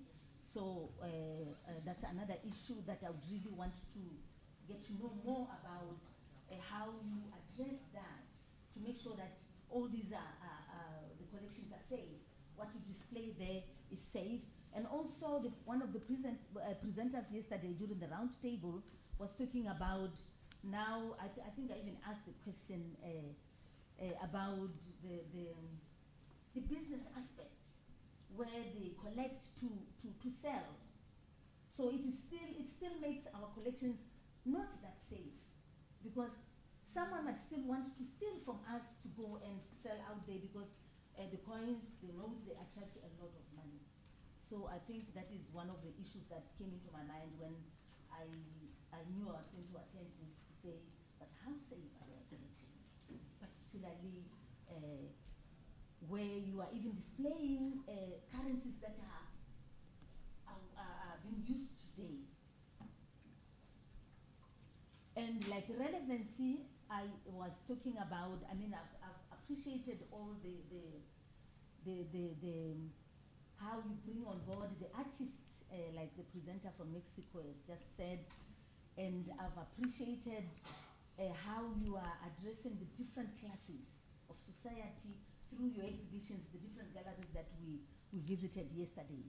But still, what I want to see is the community is out there. When you talk about a banking museum, money museum, people in the community think this is a very rich museum. They have the money, they're talking about money. And they have their different hardships out there. And they expect the museum at some point to reach out, come up with different programs, to work with them, to assist them. That is why I talked about Alessandra Cummins about the museum not addressing its mandate. So that the community feels the relevance, the community out there, not the young people. If you digitize, it is mostly young people who get access. But the elderly people, like in Africa, people are not digitized. They want to see a hard copy, they want to come to the museum and look. And so if you have more programs, community outreach programs, then they feel the relevance. They learn more, they know more, they appreciate more the museums that you're talking about, the money and banking museums. So those are just some of the observations that I had when I was listening and visiting the museum yesterday. So I think for me, this would really be more relevant to my colleagues in Botswana and the new bank that has just been inaugurated, to say these are some of the beautiful museums that we have. How come it's not? Okay. Back, I think these you have in your collections, just to say this is. But I think there's people who are also coming here for the first time, who are also learning like myself, to say, if we are talking about money and banking museums, we're talking about the evolution. It is not really about the current thing, it is about where we are coming from in terms of exchange, in terms of bartering, what will people use it then, and where are we now with the introduction of digitalization and technology, and where people are now just sending money electronically. And I think the last slide there, I was just appreciating, for the sake of Madam Asma, that these are the few countries that have banking and money museums in Africa. And to say some of them are not even a part of this forum, but there are many museums that have coins, that have banknotes, that just have them maybe documented, or some are not even documented, that maybe we should put in more effort to work with them, put them on board, recruit them to the ICOMON committee, so that they also benefit from, you know, the achievements that you've made so far. You have the best museums. I really appreciate and would want to visit all of them, and would love some of my colleagues to visit your museums. And to say in Botswana, like I'm saying, the banking museum has just been inaugurated, but we've had the first museum since 1968. And what caused the delay, even in other African countries? Is it because people don't appreciate, or people don't understand, or I don't even know if we have any numismatists in Botswana, in Africa. I don't know, Asma, maybe you know better.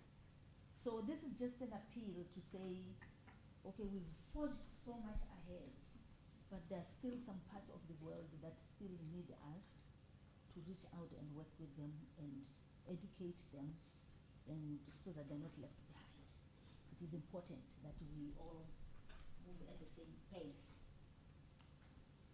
And also about the sustainability, we talked about that yesterday, to say, okay, we know you are under the banks, they have the monies, they have everything, but I think you still have challenges.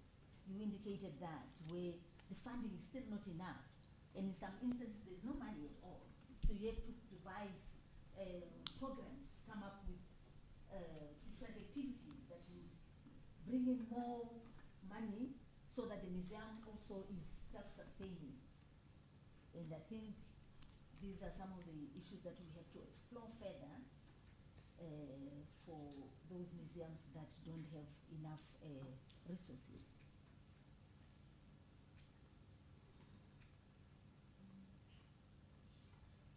Yeah, I think this is still also about the challenges, and I think yesterday someone also talked about where some of the cases, it came again today during the presentations, the electricity, the power failure, and once 2 or 3 display cases are not working, you know, they just label, you know, sum up and say, no, the museum isn't good.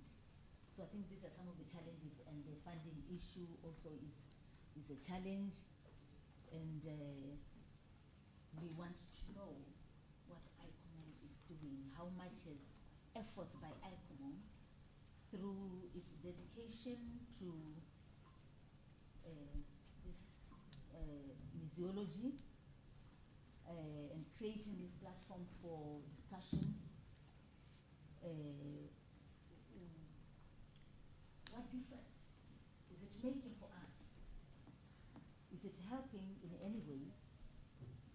particularly for those that are already a part of the game. And I think that's it for now. I just wanted to go over the ICOM definition, the new definition that has just come up here, and to say, okay, looking at that summary,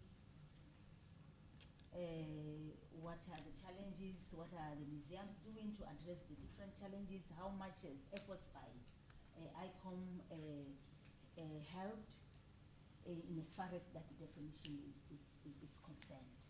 So that we are not only seen to be looking at our collections or the visitor that comes, are we looking at the holistic definition of ICOM, so that we are addressing all the different sectors that make us as museums.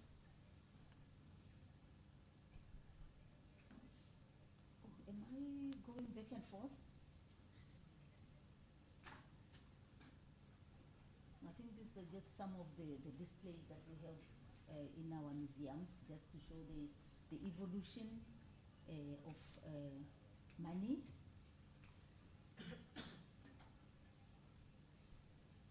I think these are some of the exchanges that I've just had with the colleagues for me to learn and to get to know more about the issues that are affecting us and what is measures we've put in place to address such. And Asma shared a lot to say, a lot of programs that she comes up with, you know, in order to address some of the challenges. So that is why, and also some of the colleagues that I've talked to.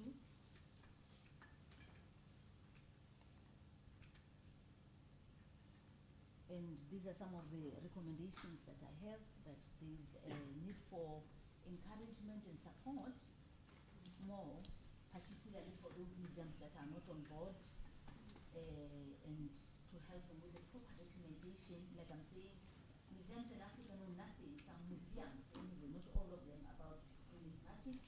So it is also good to come up with different programs, training programs, where you involve them, so that they're also motivated to do something about the money collections that they have. And there's need to help, need for more technical and financial support for museums for the security and protection of their sensitive collections. The Money and Banking Museums should engage in more projects with local communities, which is what I said was my observation, that from all of the discussions, I don't see much where you are saying, but because of 1, 2, 3, but the artists, I think that one is a good move too.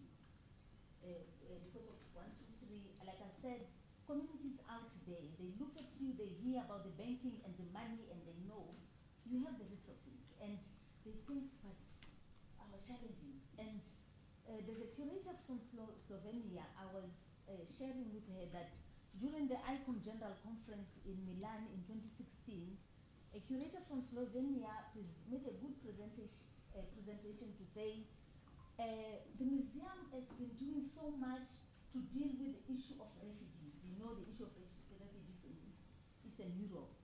And the museum in Slovenia, one of the local museums, used to bring the local community and the refugees in meetings, you know, for discussions, and they said they wanted to create a spirit of appreciation so that they don't close the refugees out.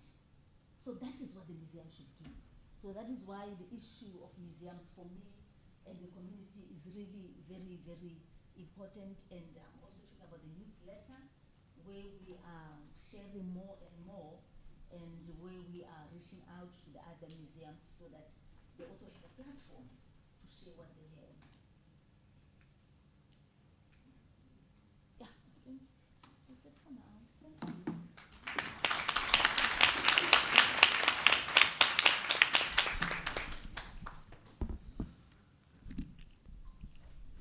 Thank you so much, Vinani, for such interesting presentation just now. Perhaps we have questions for you during the lunch? All right, thank you so much. All right. Great. All right. Ladies and gentlemen, by right, we should have another more presentation, but the organizer already decided to just bring it forward to first thing in the morning tomorrow. All right. And just a quick request, a quick reminder, a request from the organizer. Before we go for lunch, perhaps we can have all the presenters to remain in the hall for a while. Yes, please. All right. Ladies and gentlemen, I'm pleased to say it's now time for lunch. The venue is at the foyer of Sasana Kijang Cafeteria on the ground floor. Please take the escalators or stairs to go one level down and proceed to the other end of the building. But just another few more reminders of our post-lunch agenda. At 2 p.m., we have the privilege of embarking on cultural exploration with a visit to Islamic Art Museum, Malaysia. So this promises to be another captivating journey into the artistic and historical treasures that contribute to the diverse tapestry of Islamic art. On another note, for those joining us for the welcoming gala dinner tonight, please take note on the venue. It's at the Rumah Tangsi, Kuala Lumpur, and the dress code for the evening is batik, smart casual, or national attire. With that, thank you so much for your participation as well for great presentations today, and hope to see you tomorrow and this afternoon, of course, and enjoy your lunch. Bon appetit.